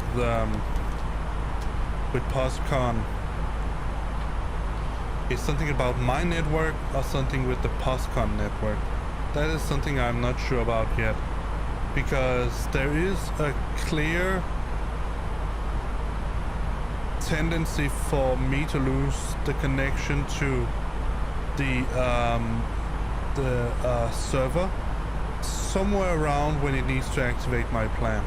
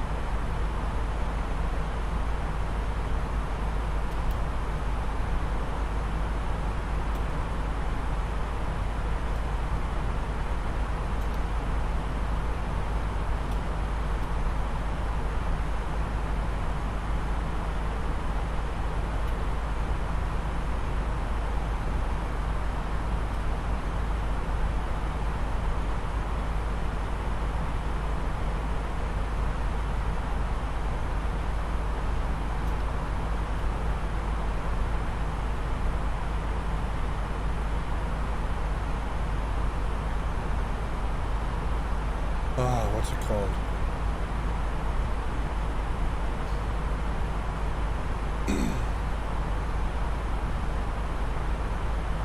The connector, the not a plugin.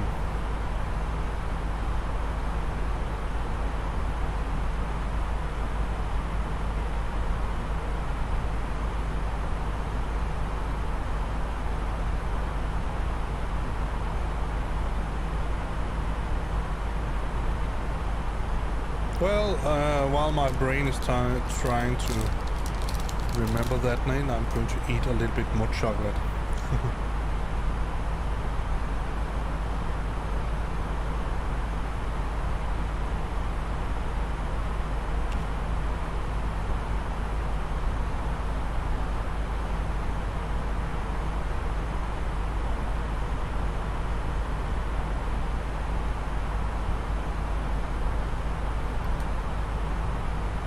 Oh yeah, client, that was the...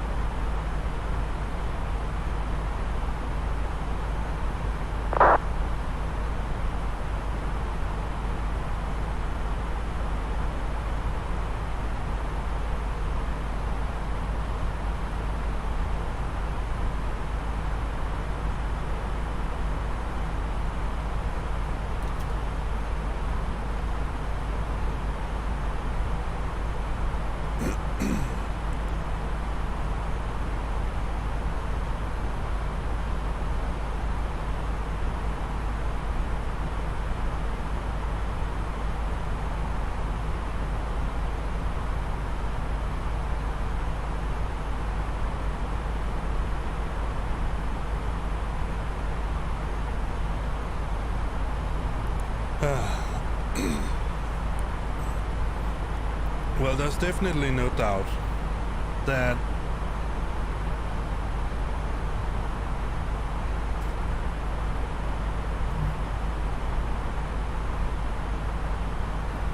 unfortunately, I have to say that as long as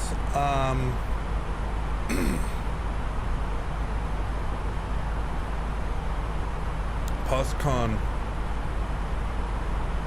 seems to sort of lock me off constantly or push me out or whatever you want to call it, I can't be on that network.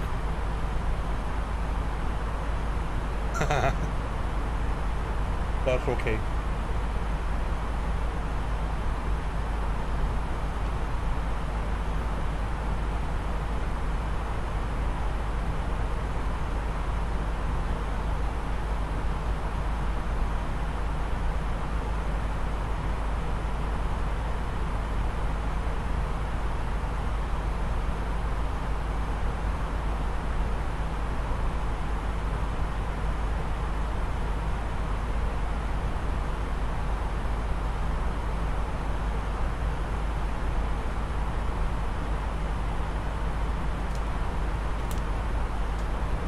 Even though it's not exactly the same.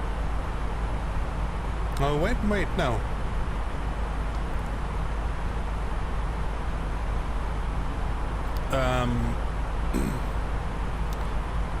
Well, obviously there's the 2 times that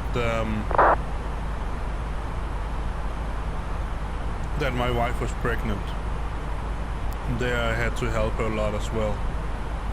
But in general, I would say, sort of one of the instances that I can remember, I mean, I can remember the pregnancies, obviously, was my wife has a, what do you call it, artificial hip, replaced hip, because of a disease she had when she was infant. And that meant that she was, for starters, she got a complete replacement of the hip. She sat in wheelchair for some time and used crutches for some time as well. So I know where you are. I know how that was also something. Can you do this and can you do that? And yeah, it is. It really is.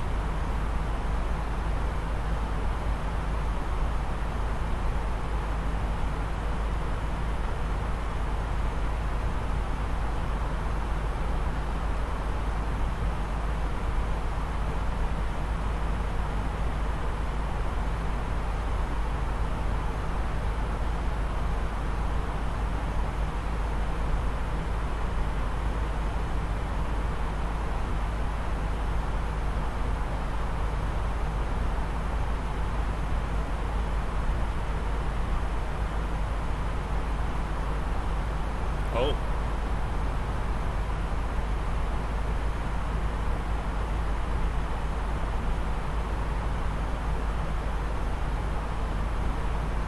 Hopefully not because of the dog.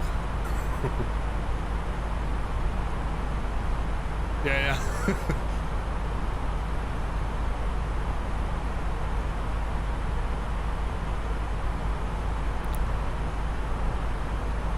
I've had both cats and dogs my entire life, so I know how they can be. Especially cats, but also dogs can be sort of like, no, I'm standing here, and if you want to pass me, then you have to go around me. And it's not like they sort of given a sort of a warning in advance, it's just they just stop. Just go in front of you and then stop. My parents, they had a little dog, sort of a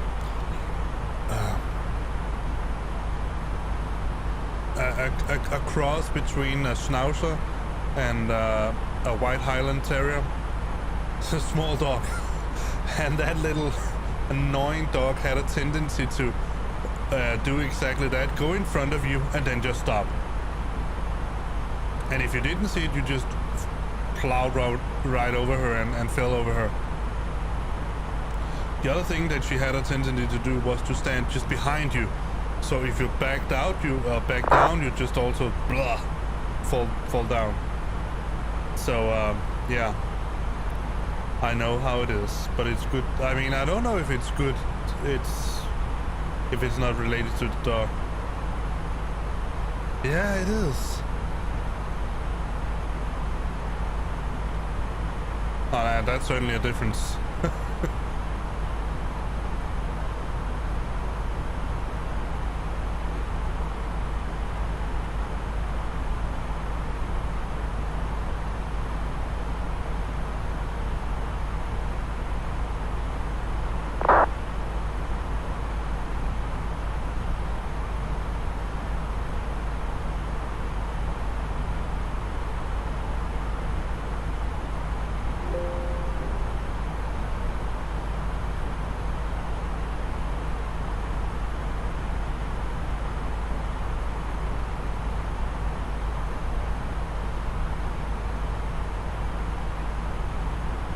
But I think the difference is that small dogs, they tend to do that, sort of go in front of you and then just stand there.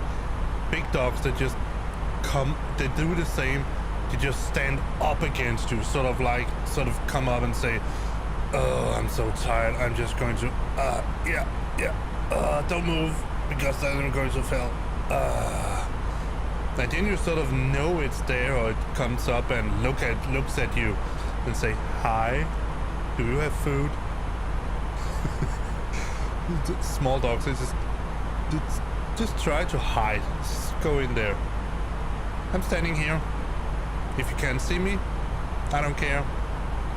Don't step on me. Something like that.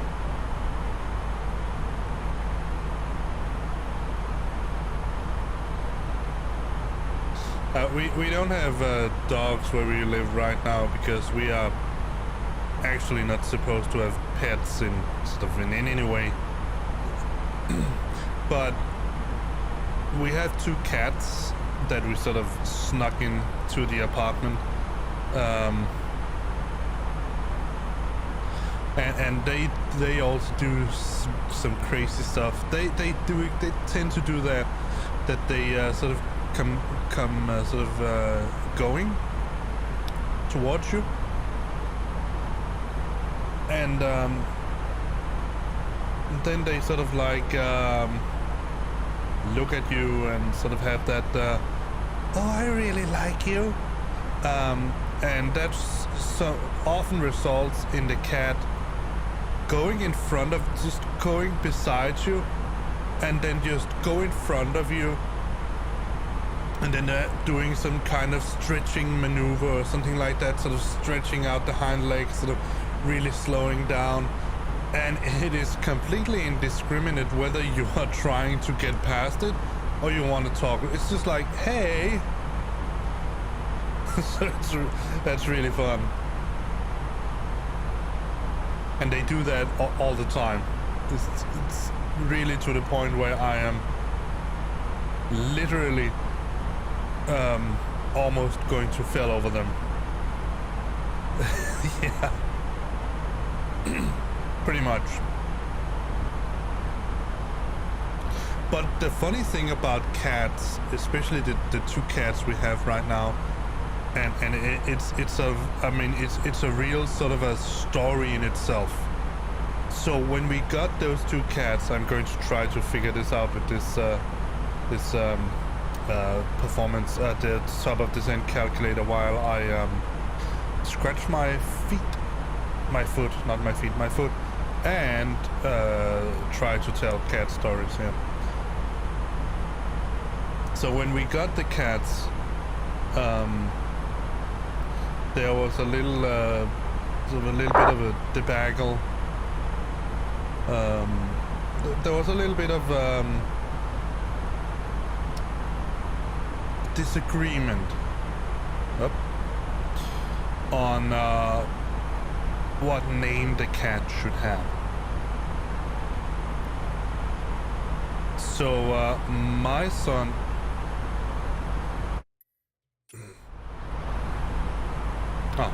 perfect. My son wanted one of the cats to be called Carla, and I'm not sure what he wanted the other cat to be called. He had sort of a special name for it. They were names he just more or less just, I mean, pulled out, right? Just said, yeah, I want to know that it should be called this. I wanted the cats to be called something that had some kind of more or less special meaning for me, which, since I'm a physicist and generally sort of a science nerd, something with science would be pretty cool. So after some debate, we suddenly, but we sort of happened to agree on that one of the cats would be called Carla, and the other cat would be called Curie, after the French chemist and physicist Marie Curie. And the funny thing is that the cat my son wanted to name, the cat called Carla, is really shows great affection towards me. But I mean, she will talk with my wife and she will also talk with the children a little bit, but she prefers me. The cat I wanted to name Curie, she wants absolutely nothing to do with me. Only in certain circumstances am I allowed to pet her, and under very, very, very certain circumstances am I allowed to pick her up for a brief moment. But that cat, Curie, she's completely and utterly infatuated with my kids, especially my son, but also now my daughter right now. So it's really sort of reversed the order around, and I find it to be really funny. So the cat I wanted to name doesn't want anything to do with me, but the cat my son wanted to name is really, really, really, really in love with me.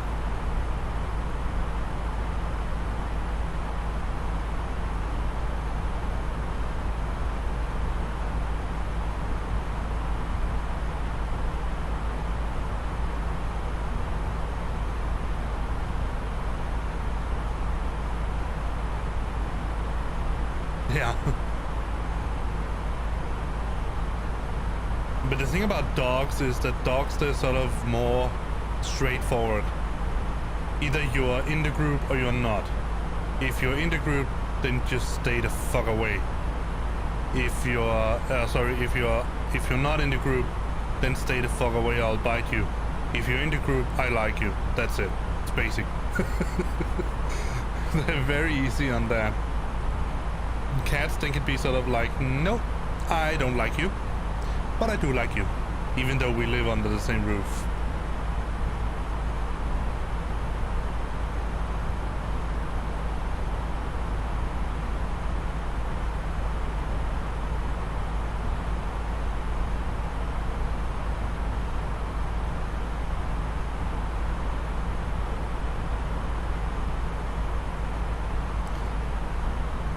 But I have to say, cats, they are really, really funny animals.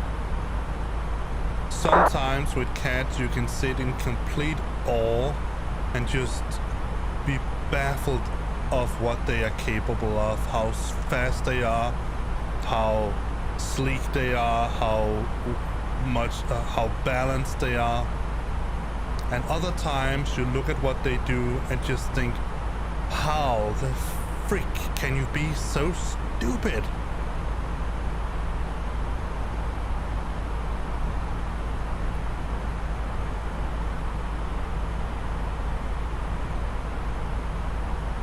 One of the things one of my cats did was we have put up some shelves and they love to lie on the top of those shelves, and it's fine. So one of the cats, the one called Carla, yeah, yeah, that's it. So, and one of the things that they do, especially Carla, when she sees me, is that she looks at me, and then she lies down and rolls on her back, just like saying, "Come." But she was lying on the top shelf. I mean, I think our ceiling is about 2.8 meters, something like that, 3 meters up, and there's, I don't know, about 10-15 centimeters from the ceiling down to the top shelf. So it's really high up, and I don't know how the heck she did it, but she was lying up there sleeping, and then suddenly you heard something like sort of scratching, and she just fell over the side, and then she landed on her feet and just looked at us like she said, "It was on purpose. I know what I'm doing. Completely on purpose. Look the other way. Nothing to see here." And they have done that a couple of times. And my daughter, I built a bed for her. I mean, I didn't build it. It's an IKEA furniture, but I've assembled it for her a little while ago. And it is also really tall bed. She really loves, she wanted a bed where she could lie almost up under the ceiling, and she's almost is on, she can sit in it, but that's it. It's really tall. And the bigger cat, Curie, she found a way to jump up there. And when she sort of goes exploring up there. Yeah. She goes up exploring up there, and because this bed is so big, I mean, the entirety of it, it's a complete furniture with bed and closet and little desk and everything inside it. We cannot open the door completely, so the door is sort of very close to the side of the bed. And that cat there, Curie, she was up in the bed and having a good time and purring and really loving it, being up there with my daughter. And then she wanted to go explore a little bit, and then she went over to that corner and sort of put her paws up on sort of the edge of the bed, and then looked at the door. And I knew exactly what that look meant, and I just said, "No, it's not a good idea to go up on the door. Stay in the bed, don't go up." And she was sort of like, but you know, it's very, and you know, if I go onto that door, I can jump over to the closet on the other side. And it's still just, "No, don't do it, you'll fall down."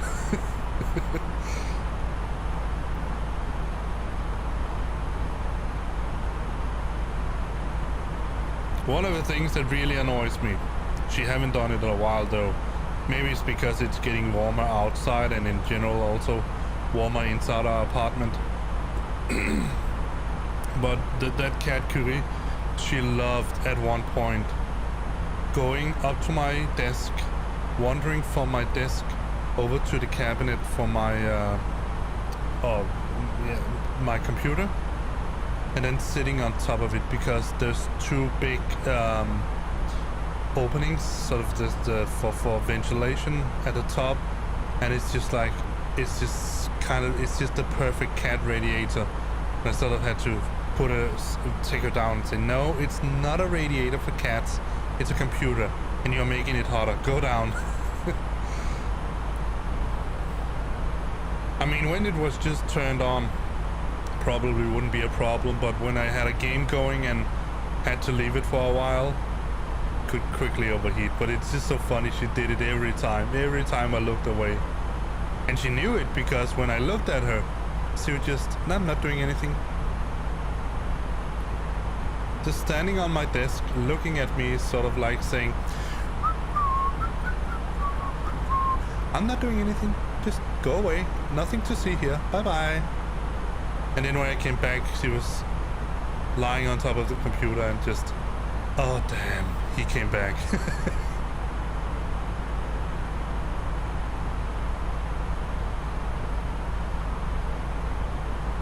Oh yeah, that's the thing I wanted to say before I got into this big cat discussion here. What annoys me actually the most about all of this POSCON thing here is that I've asked both on their Discord, but also put in a bug report. But I haven't heard anything yet. And that in itself is fair enough. I mean, if you don't have the time to sort of go over mine, if they have a lot of other reports and problems they need to sort of, it's okay that they sort of put mine a little bit on hold. But what annoys me about it not getting any kind of answer is that I don't know whether it's a problem with POSCON, it's a problem with my computer, it's a problem with my network, or whatever it is. When I don't hear about anyone else that has that problem. So that's sort of just a little bit of an annoyance. I would really like to know what the heck is going on. And now I tried it both in X-Plane and in Microsoft Flight Sim. And no, I tried it not with with X-Plane, not with Prepare. I don't have Prepared, but I tried with X-Plane. I tried it with Microsoft Flight Sim, and when both things happen, but it started in Microsoft. It started in X-Plane. That's the thing. I noticed that. The reason why I noticed it in X-Plane was that I logged on to POSCON, and then I flew for a little while. I did everything I needed to do. Like I showed, I got the squawk code from the CPDLC and put that in, and then took off. I flew a little bit, and then what would happen on the map is that it looked like I just disappeared. But inside X-Plane, when I looked at the menu for POSCON, it was still it still had me registered as being online. And if I looked at the sort of the messages, there were usually a couple of disconnects, but they were indicated to be reconnected. So that final disconnect was not registered anywhere. But if I try to disconnect POSCON inside X-Plane would crash. So I thought, why I'm going to try to do the same in Microsoft Flight Sim.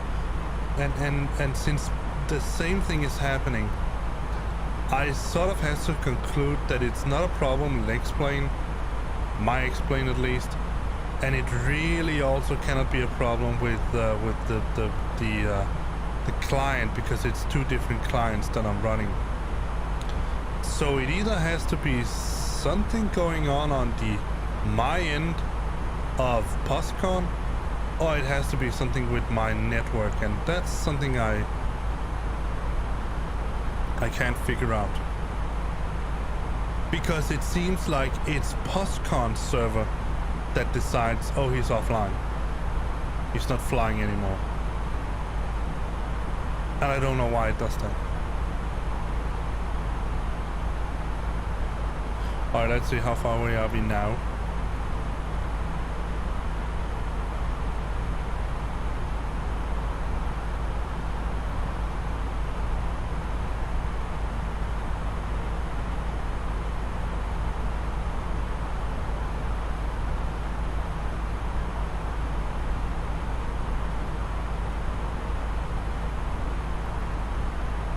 .188.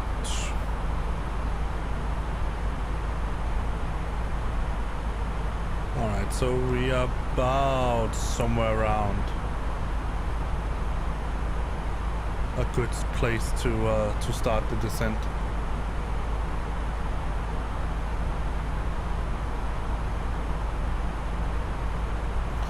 Alright, so let me see.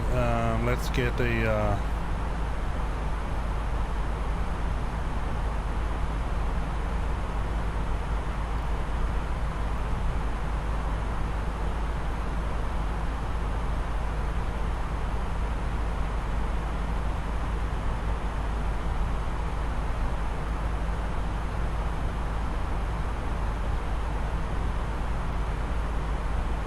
See if we can get an 80s for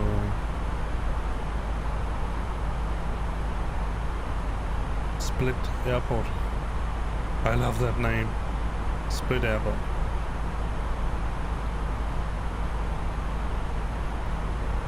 Let's see, Castro, let's print it.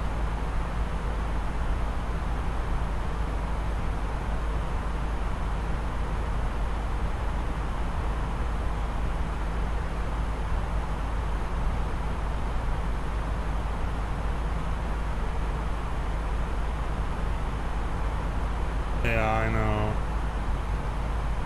Trust me, I know, because I flew in Microsoft Flight Sim with the standard planes a good deal before I actually got to install fly-by-wire mod and all that. And it's just, sometimes you just think, what the I mean, what the heck is going on? Yeah, no, the digital ages.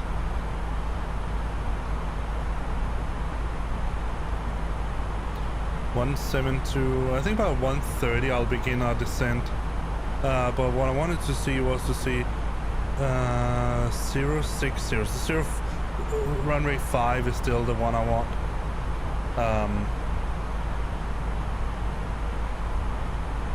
Let's see.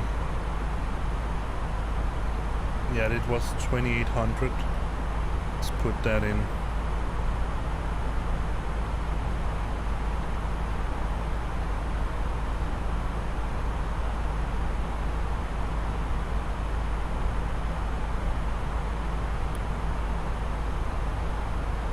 There we go. So when we're ready to start the descent, we're going to, well, start the descent.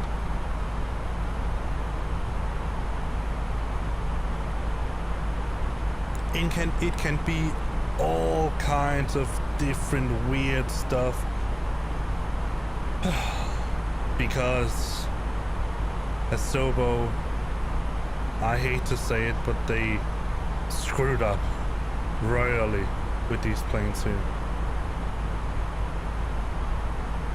I mean, before we got the one of the reasons that I've gotten a little bit more into Microsoft Flight Sim and actually flying in here, especially on that sim or anything similar, is that for a very long time we didn't have proper any nav. I mean, not any nav, but neither LNAV or VNAV inside in the fly-by-wire mod. Only in the experimental version, which I didn't really fly because there was no real support for it. And what would happen was that when I put in a standard arrival, you just skip certain parts. Just sort of yank out random waypoints in the star and just, no, not that. I don't like that. It's just like, what the frick are you doing, man? I could see it when I compared what was going on my Navigraph. I could see the standard arrival that I had. It sometimes it selected, it flew the first 2-3 waypoints and then just flew to the last one. And that has certainly helped. That's it. If you compare it to what is on the charts, it's probably the first 1 or 2 waypoints of the star you have there, and then the last.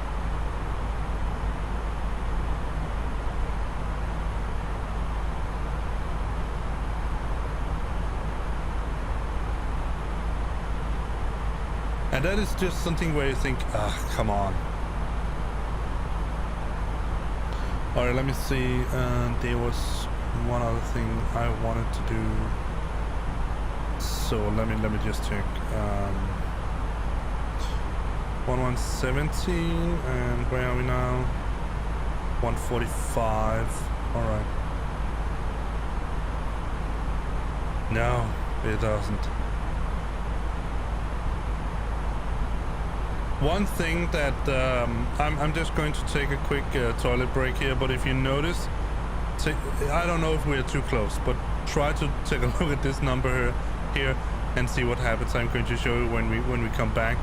But one of the things that they haven't managed to solve yet is a little bit of an issue with the estimated fuel on board here. This number here. Let's keep it on the flight plan.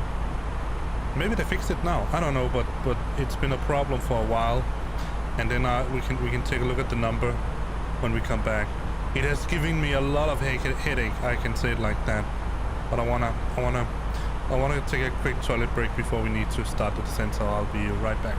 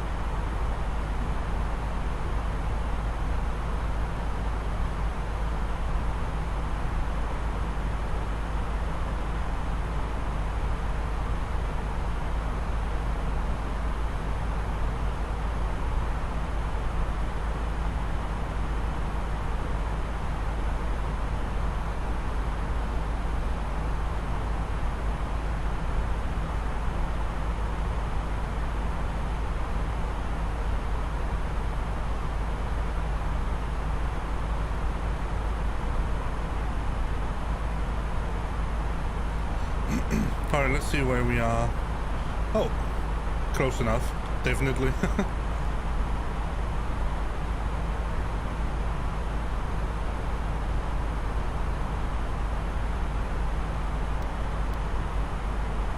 Well, let me see, can we see any planes here?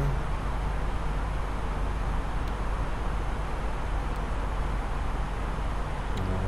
Are there any planes here? No, not really.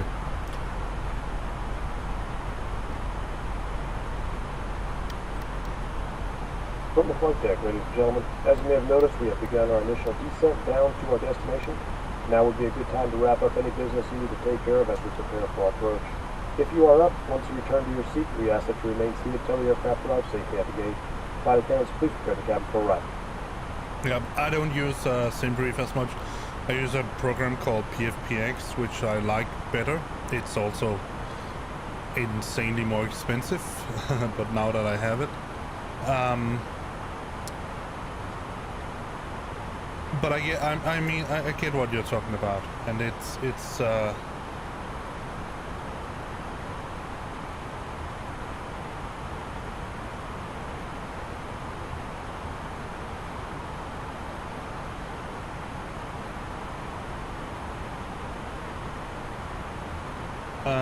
it's also one of those things that is an issue for me.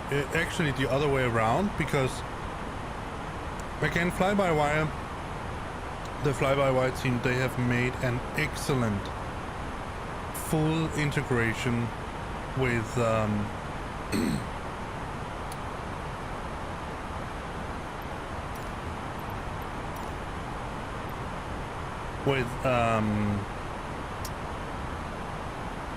with the SimBrief, so you can basically, let me just show you. Just put these numbers in. Let's go to performance. I'm going to put in the performance numbers and then I'm going to show you. So 101019.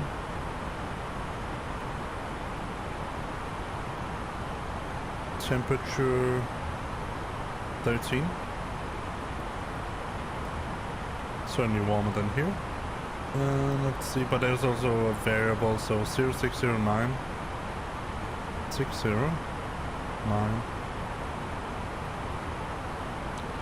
Transition altitude.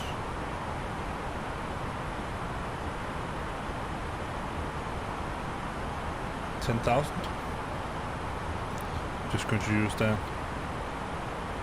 It's, yeah. And minimum.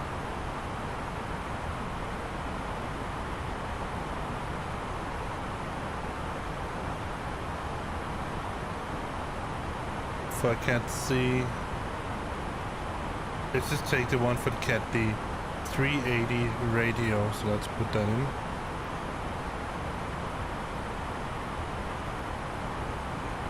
There we go.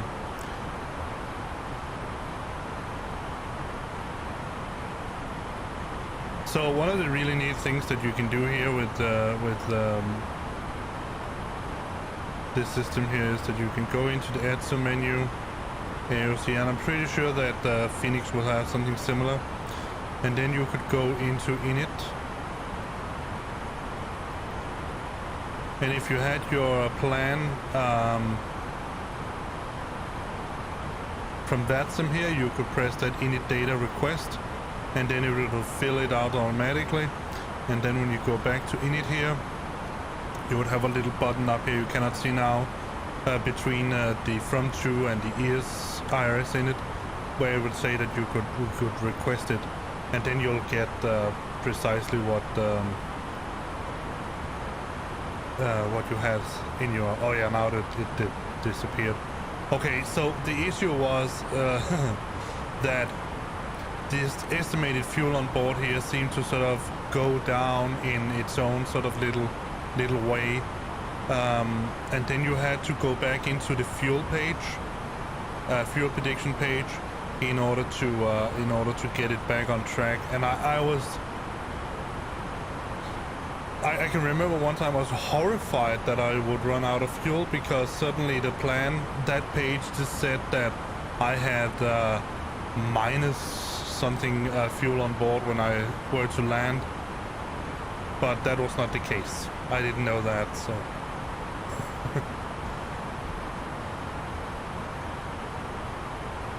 That is unfortunately something they haven't really gotten fixed yet.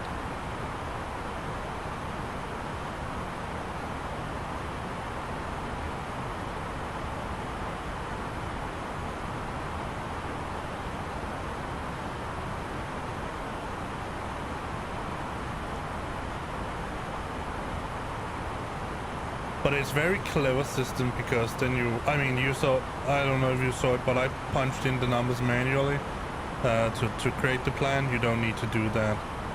I have inquired the fly-by-wire team whether it would be possible to add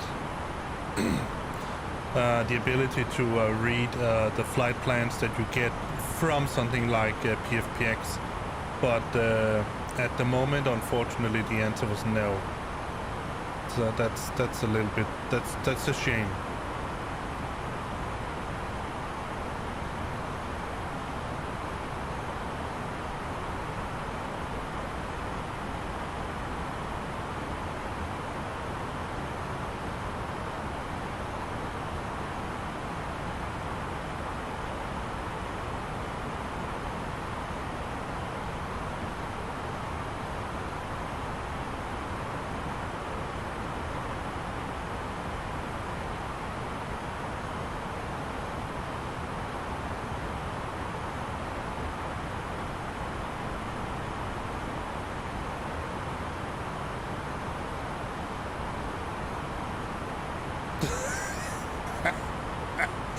Yeah, I know. I really know. And that's one of the things there are still some quirks with the fly-by-wire mod, definitely. So you're not completely out of the woods just because you have fly-by-wire. I mean, you unfortunately don't because you are on Xbox. But in any case, no matter sort of, there's still some quirks that needs to be sorted out. And on Explain and Prepared with the payware add-ons, you just don't have that. I mean, it just works. But I still have to say, this here, this is insane. I mean, this is so freaking good looking, and especially this here, when you're sitting in here, looking out.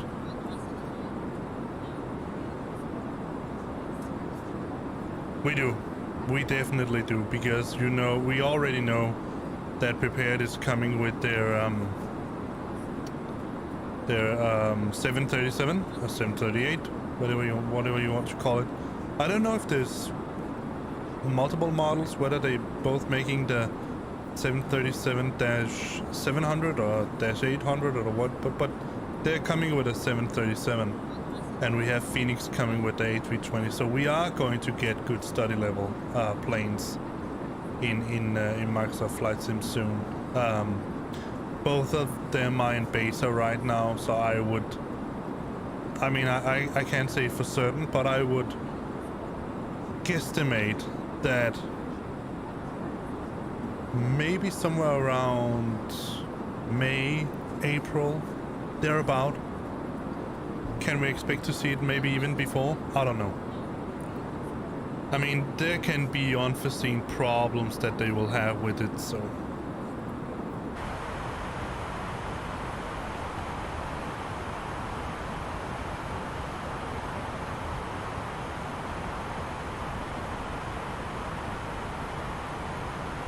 Hello, Tom. I mean, not exactly sure why you're laughing.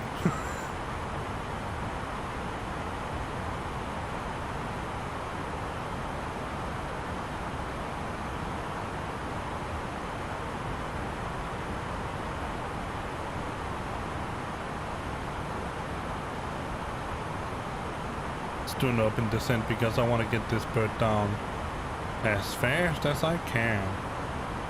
Let me see, do I have any restrictions? Yeah, I do. 3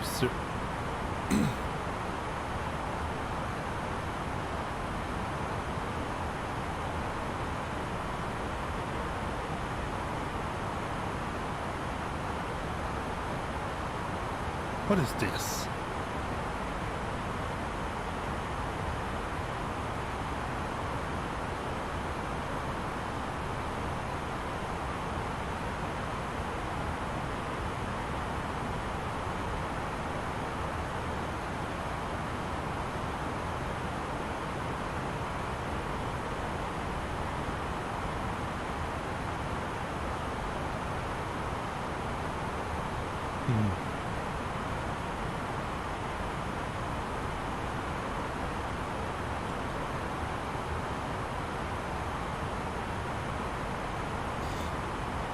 I'm a little bit concerned about what the... Oh, it seems to be following it okay. It's just a line that is weird.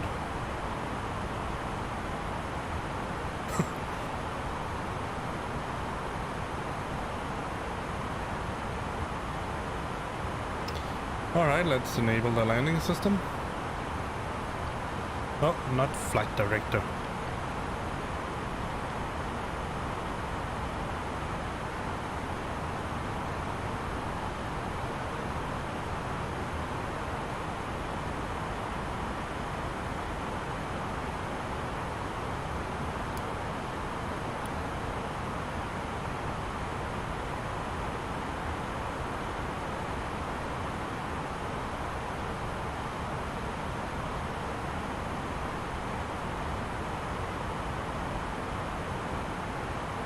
So we're slowly making our way into Split Airport.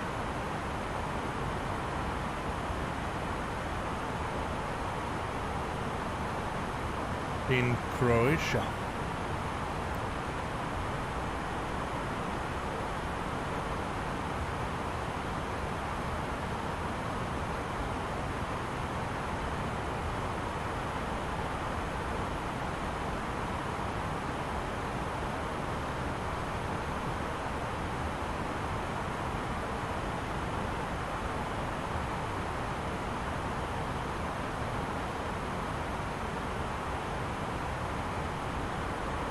Let's see if I can make it.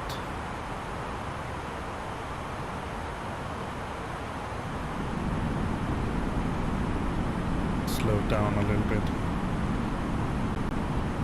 Some speed brake action here. Turn the landing lights on. Seatbelt sign on.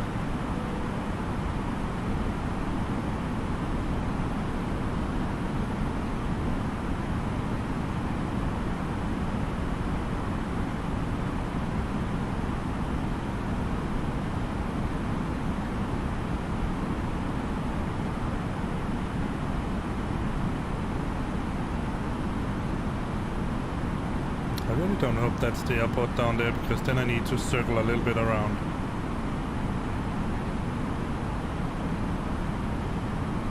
Let's go to...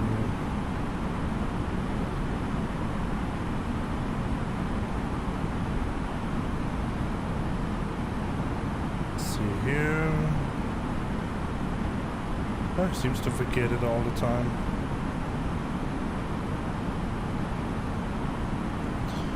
A20nx. Alright.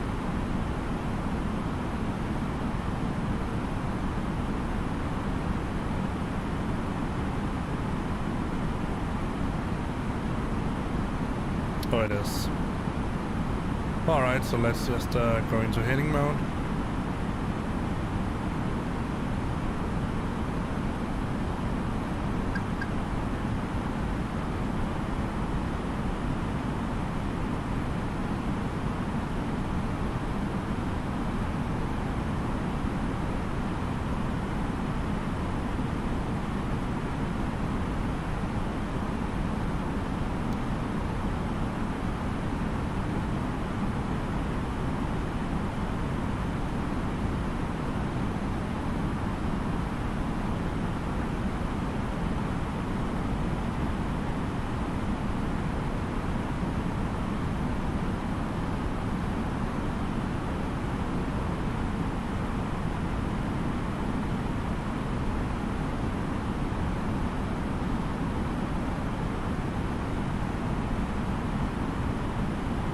Okay.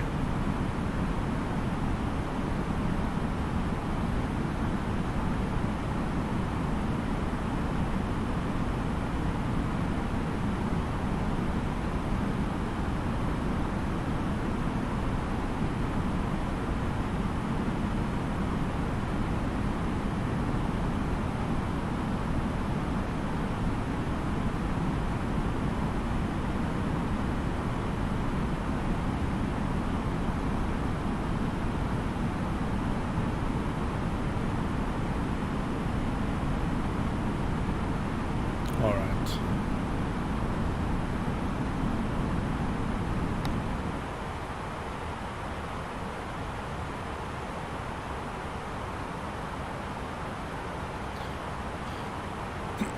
I don't think I need to have the speed brakes on anymore. So let's prepare.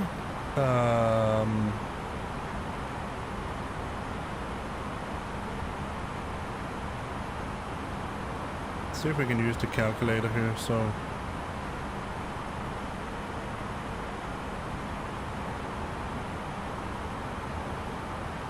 get the meter, runway altitude 70, runway heading is 49,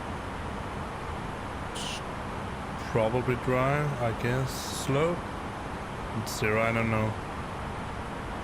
LDA,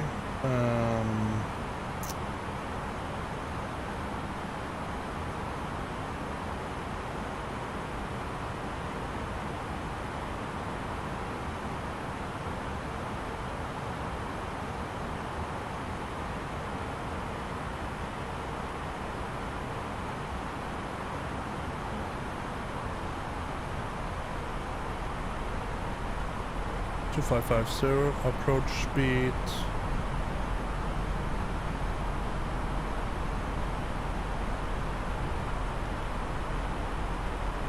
134.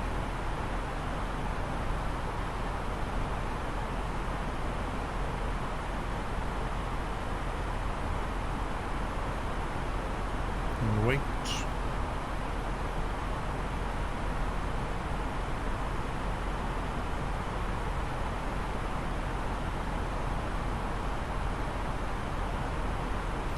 $6,500. Yeah, it seems fair. Calculate.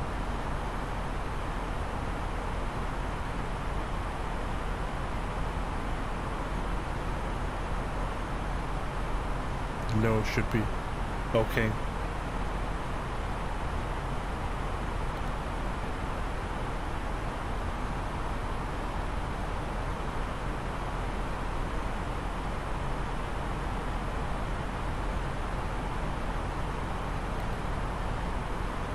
Take a medium just to be on the safe side.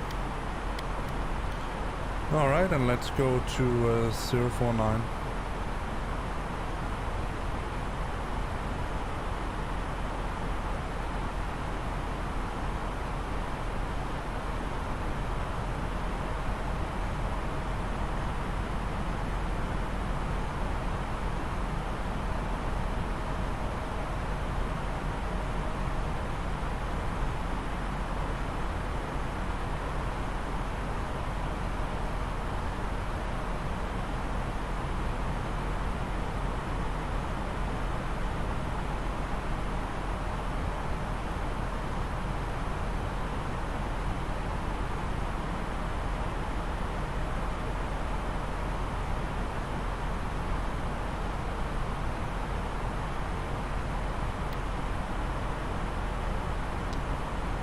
We should be able to, what's that called, F505 or something like that.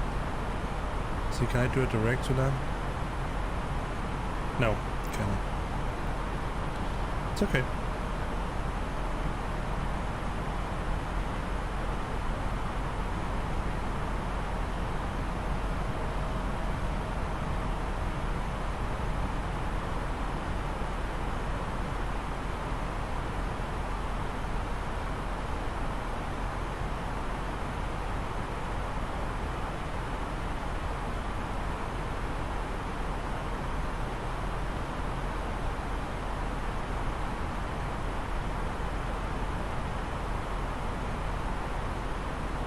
go a little bit more this way.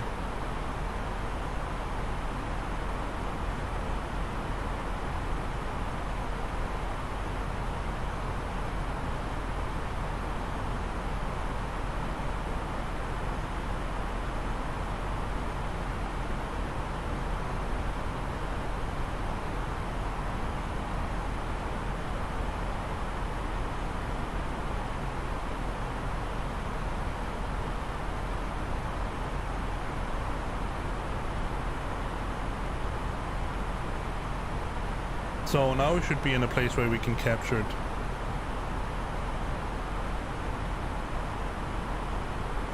When we see that little localizer needle begin to move, I'm going to arm the localizer and then we're going to arm the approach.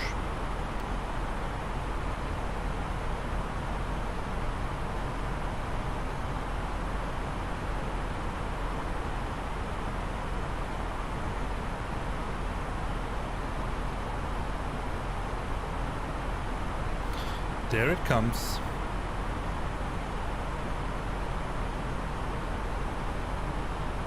Ah.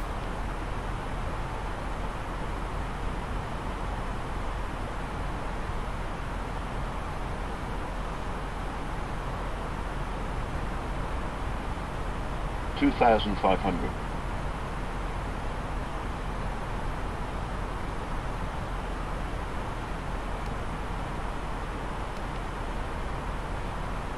$2,500. All right.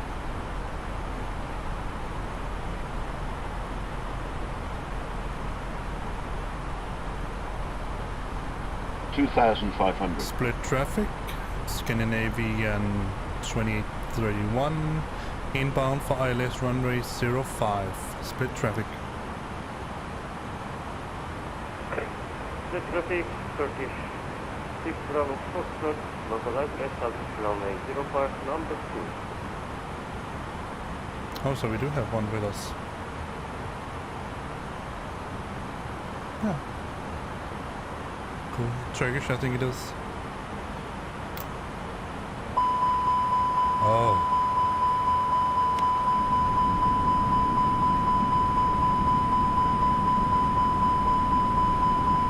Oh, I know why. Come on.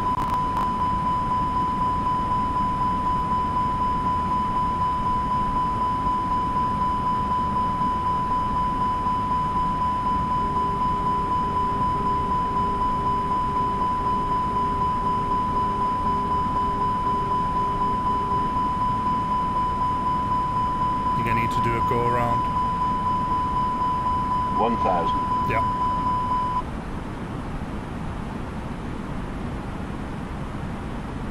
Split traffic. Too low. Terrain. Split traffic. Too low. Terrain. Come on, shut up. Too low. Terrain. Yeah, I know. All right. Too low. Terrain. Flaps up.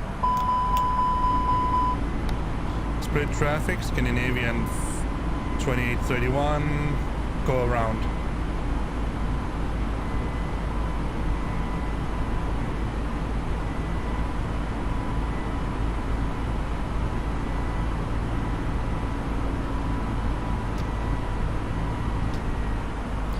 Because I'm used to it does it automatically this here in X-Plane. It sequences it for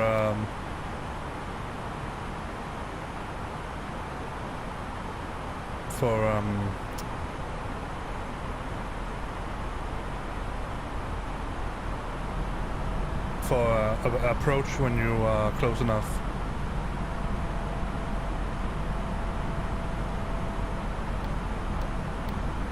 That doesn't matter, then we can see whether I can see him on the radar display.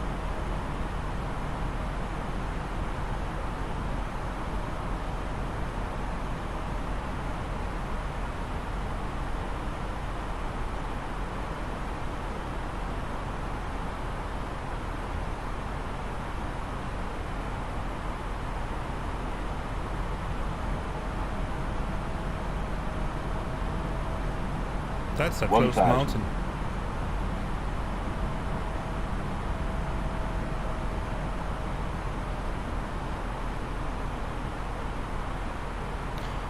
Well, we certainly are going to try out some stuff here.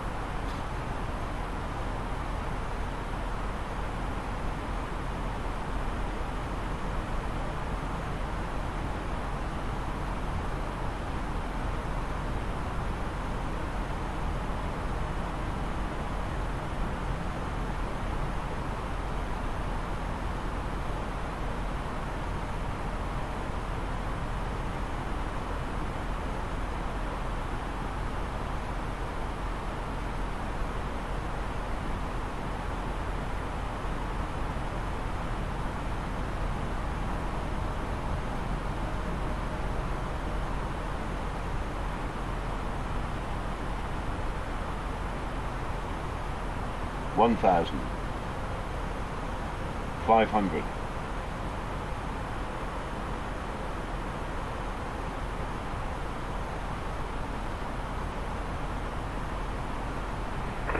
Traffic Turkish from Foxtrot, full establishment right, 05.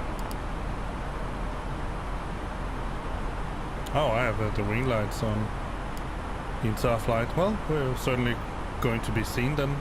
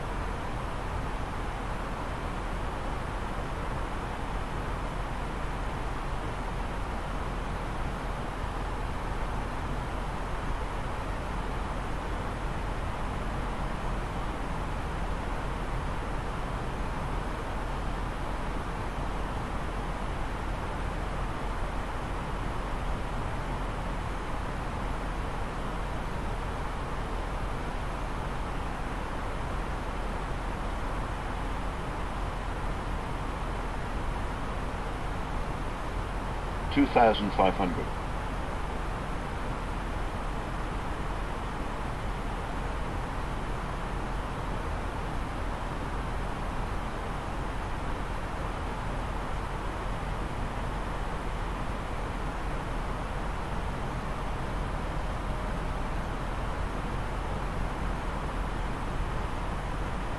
$2,500. All right. So I think we are just about where we can get back on track. So this time I'm going to activate the approach now.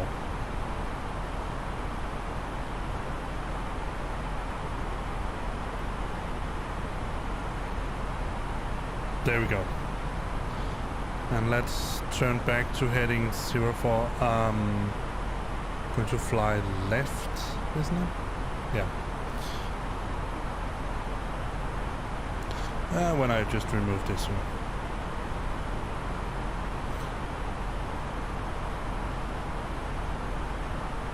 Split traffic, Scandinavian 2831, turning left heading 049, inbound via left runway 05.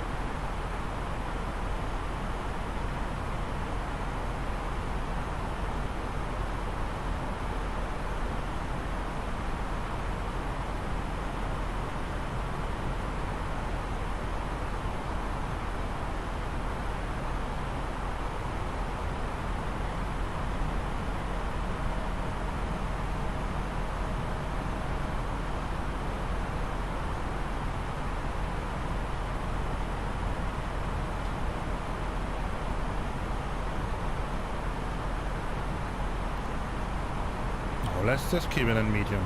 I think that would be okay.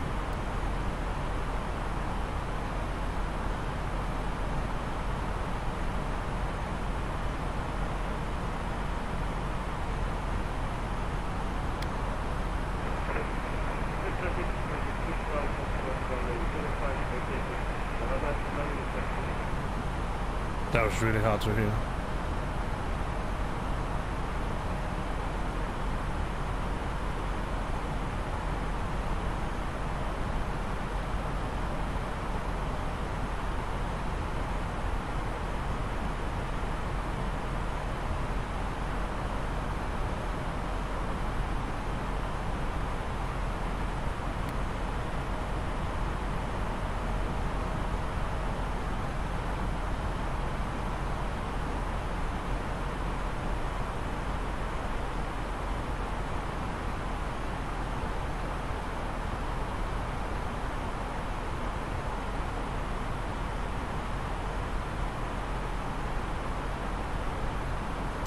Right.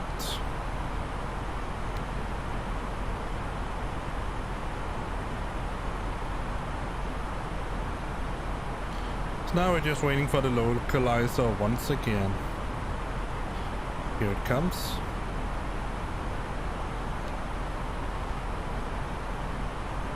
$2,500. Put everything into managed. Start the approach. Engage autopilot 2. 2,500. Cat 3 dual.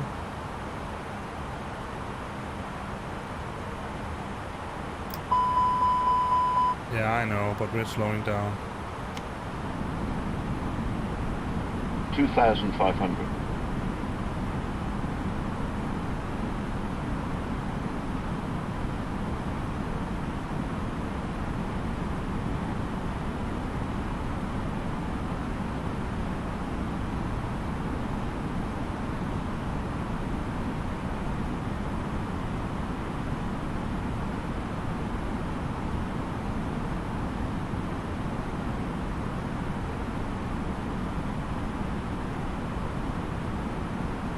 Extend the landing gear to have us slow down a little bit more. Split traffic, Scandinavian 2831 on final for ILS runway 05. Flaps 2.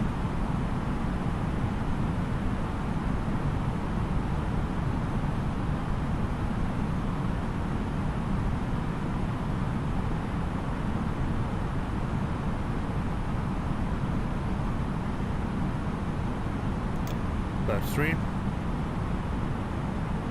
Flaps full.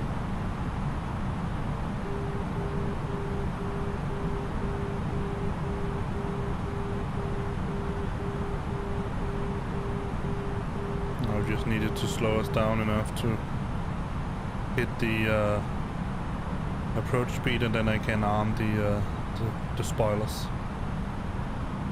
1,000. Spoilers armed. Ding the cabin.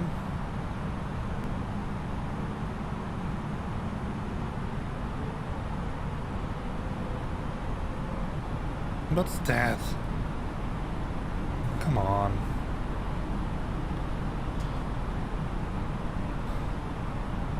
Well, apparently not ding the cabin.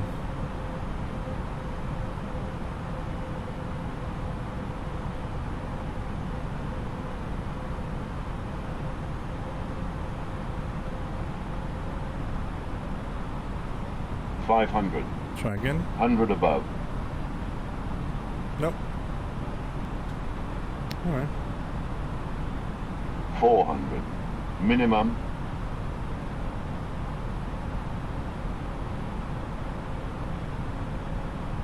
$300. Disengage autopilot. 200. 100. 50. 40. 30. 20. Retard. 10. 5.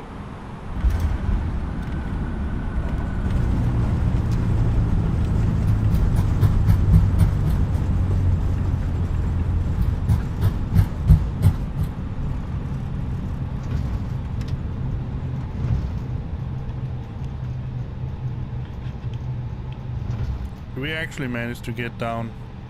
That was pretty impressive.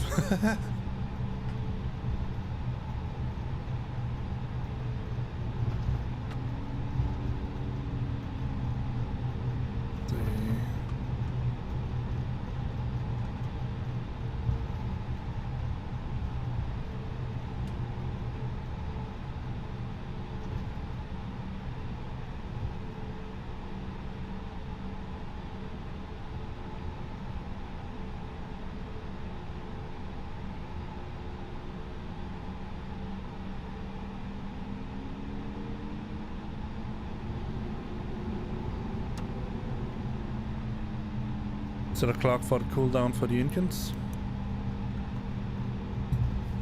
Oh, sorry, bumped the mic. Or actually, I bumped the... Yeah, it was. It was okay.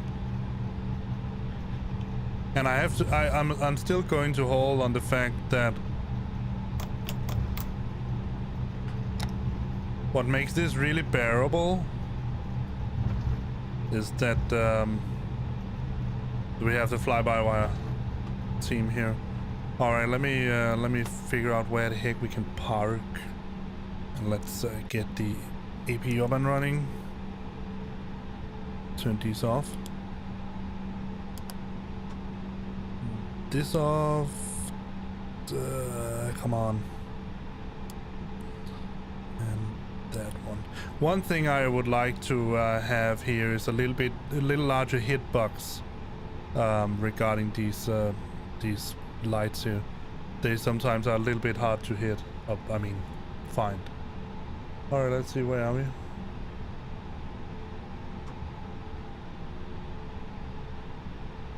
Come on.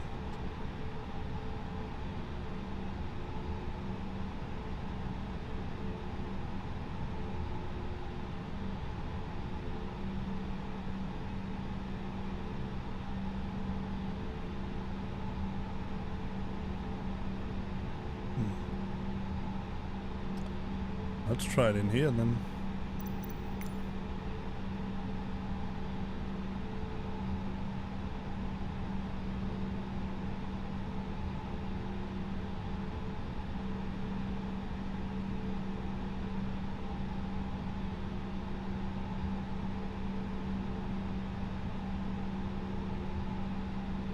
All right. Let me see, where do we have parking stands? I guess...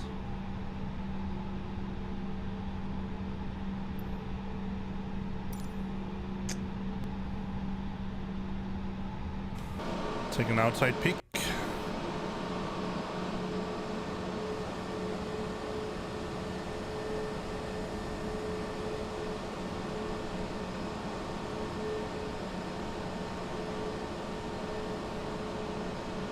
Well, since there are no lines or anything other of the sort, I guess it's just a matter of, I don't know, picking a spot. Alright, let's do that.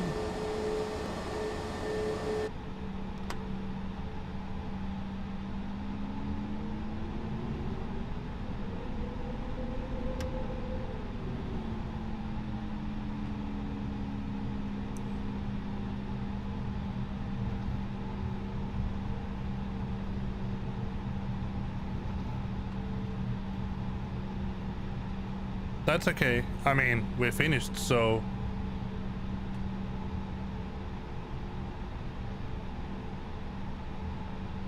The only thing that's left you are going to miss, Simmer, is the extraordinarily interesting aspect of deboarding the airplane.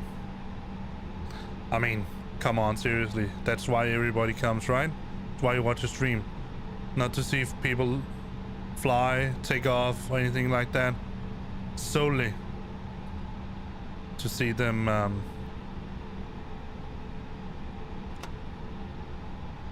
deboard the airplane. That's what it's all about. It's okay, I get it. So let's see. APU bleed on.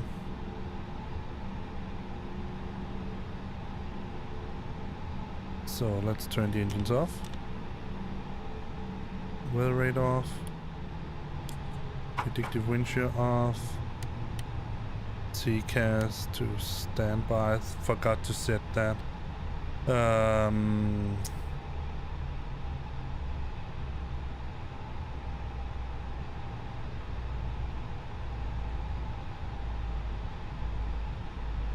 Wait till I have an N2 about 10 or something like that. That's fine. Oh, that's spool down. Let's turn the beacon off. Strobe completely off.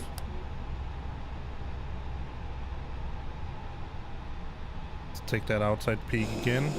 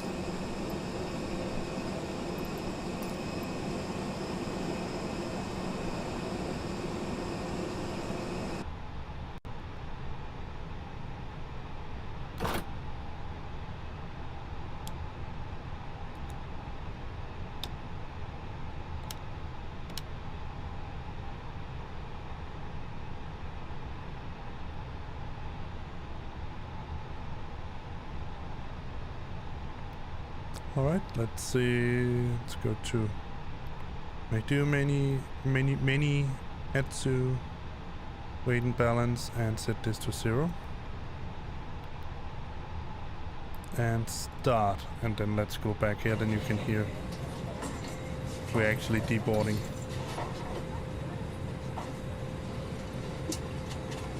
Oh yeah, one more thing.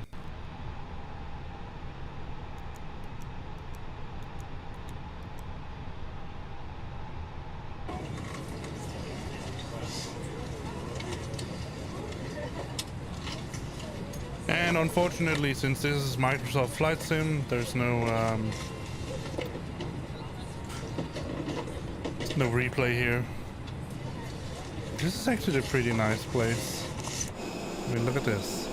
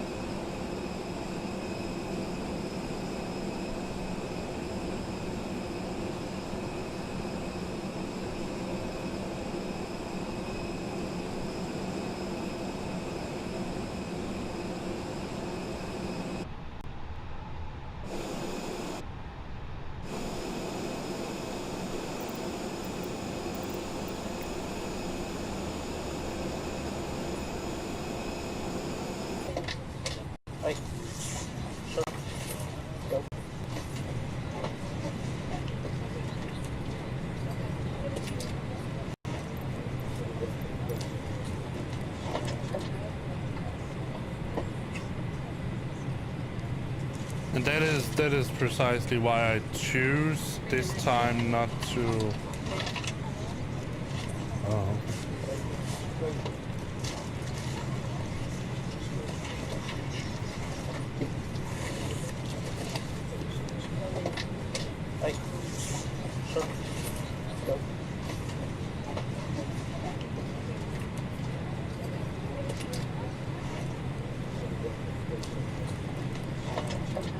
Choose not to run it with packs. I mean, I could run it with packs. That's not really an issue, but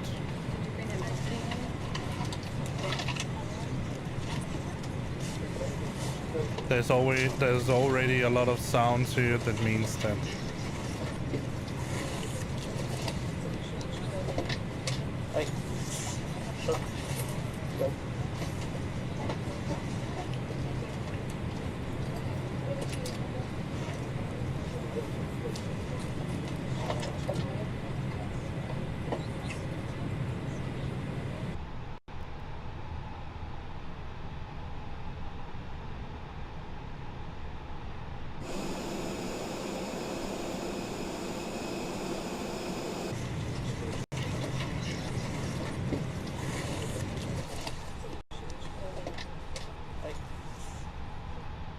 Yeah, that's right. That's one of the things that's really cool about it. Alright, we are completely deboarded and blah blah blah and all that. Let me send the PIRAP here. 305, that's okay. Not a super soft landing, but not a hard landing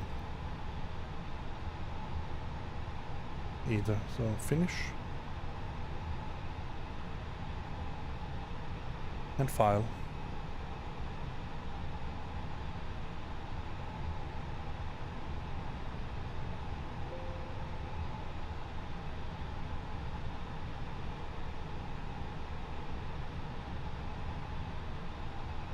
Why? What is it that you don't get to see?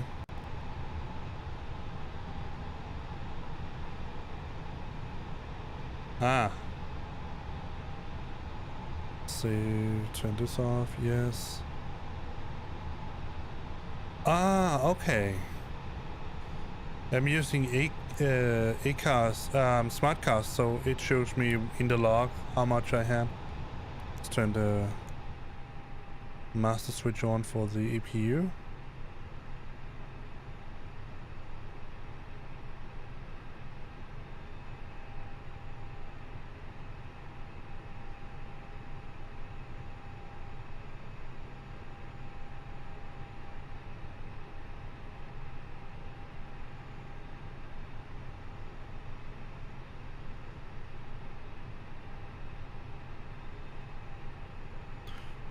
So now we're just waiting for the EPU to stop running.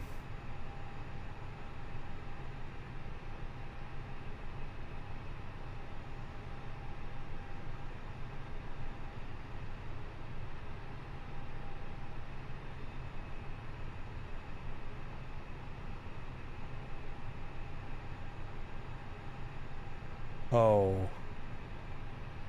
What is that?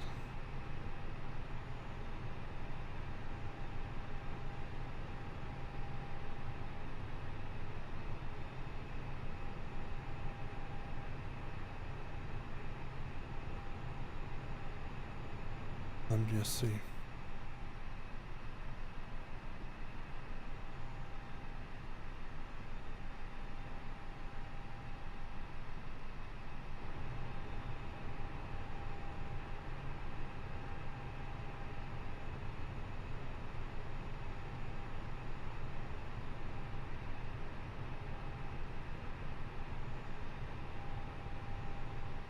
I wonder if they made an independent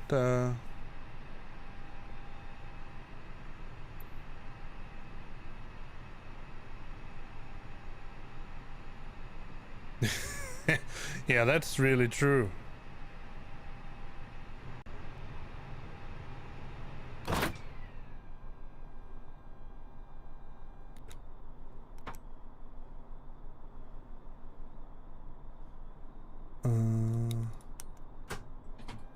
Forgot something that may be a good idea to do.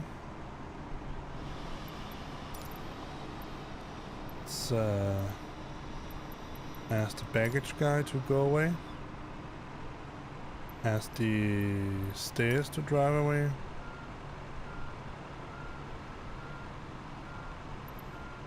Close the forward door.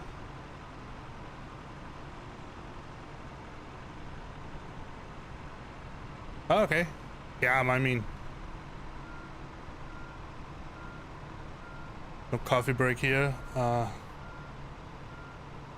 No, I'm not going to fly anymore because there's not that much time before I need to pick up my daughter from daycare. This was a little bit of a longer flight than I usually do when I fly 2 legs, which I prefer to do because it seems to be more realistic compared to how ordinary airliners they fly. But let's close this up.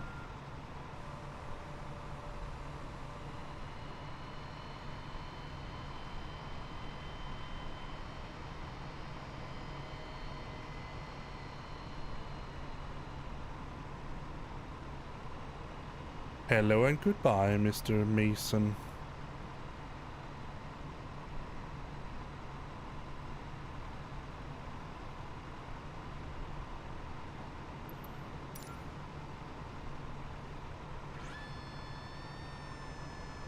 Oh, look at that, man.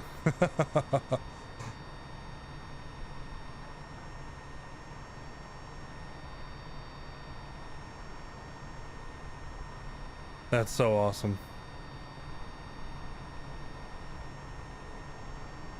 Yeah, I can certainly work and fly at the same time, but I cannot go down and pick up my daughter from daycare and fly at the same time. That's where my limit lies.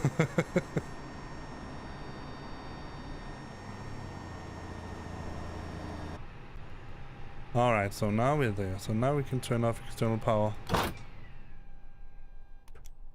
And turn off the batteries. And then we can ask the nice little power car here too.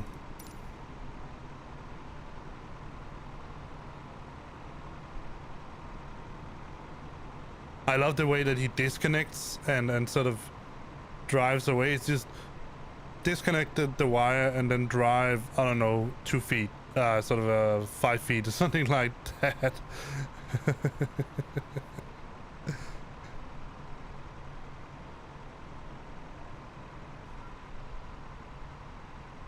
Oh, that's an interesting take, DJ. Usually it's Maya that says that. But yeah, the usual stuff. Those of you who are watching on YouTube, which seems to be no one right now, which is okay.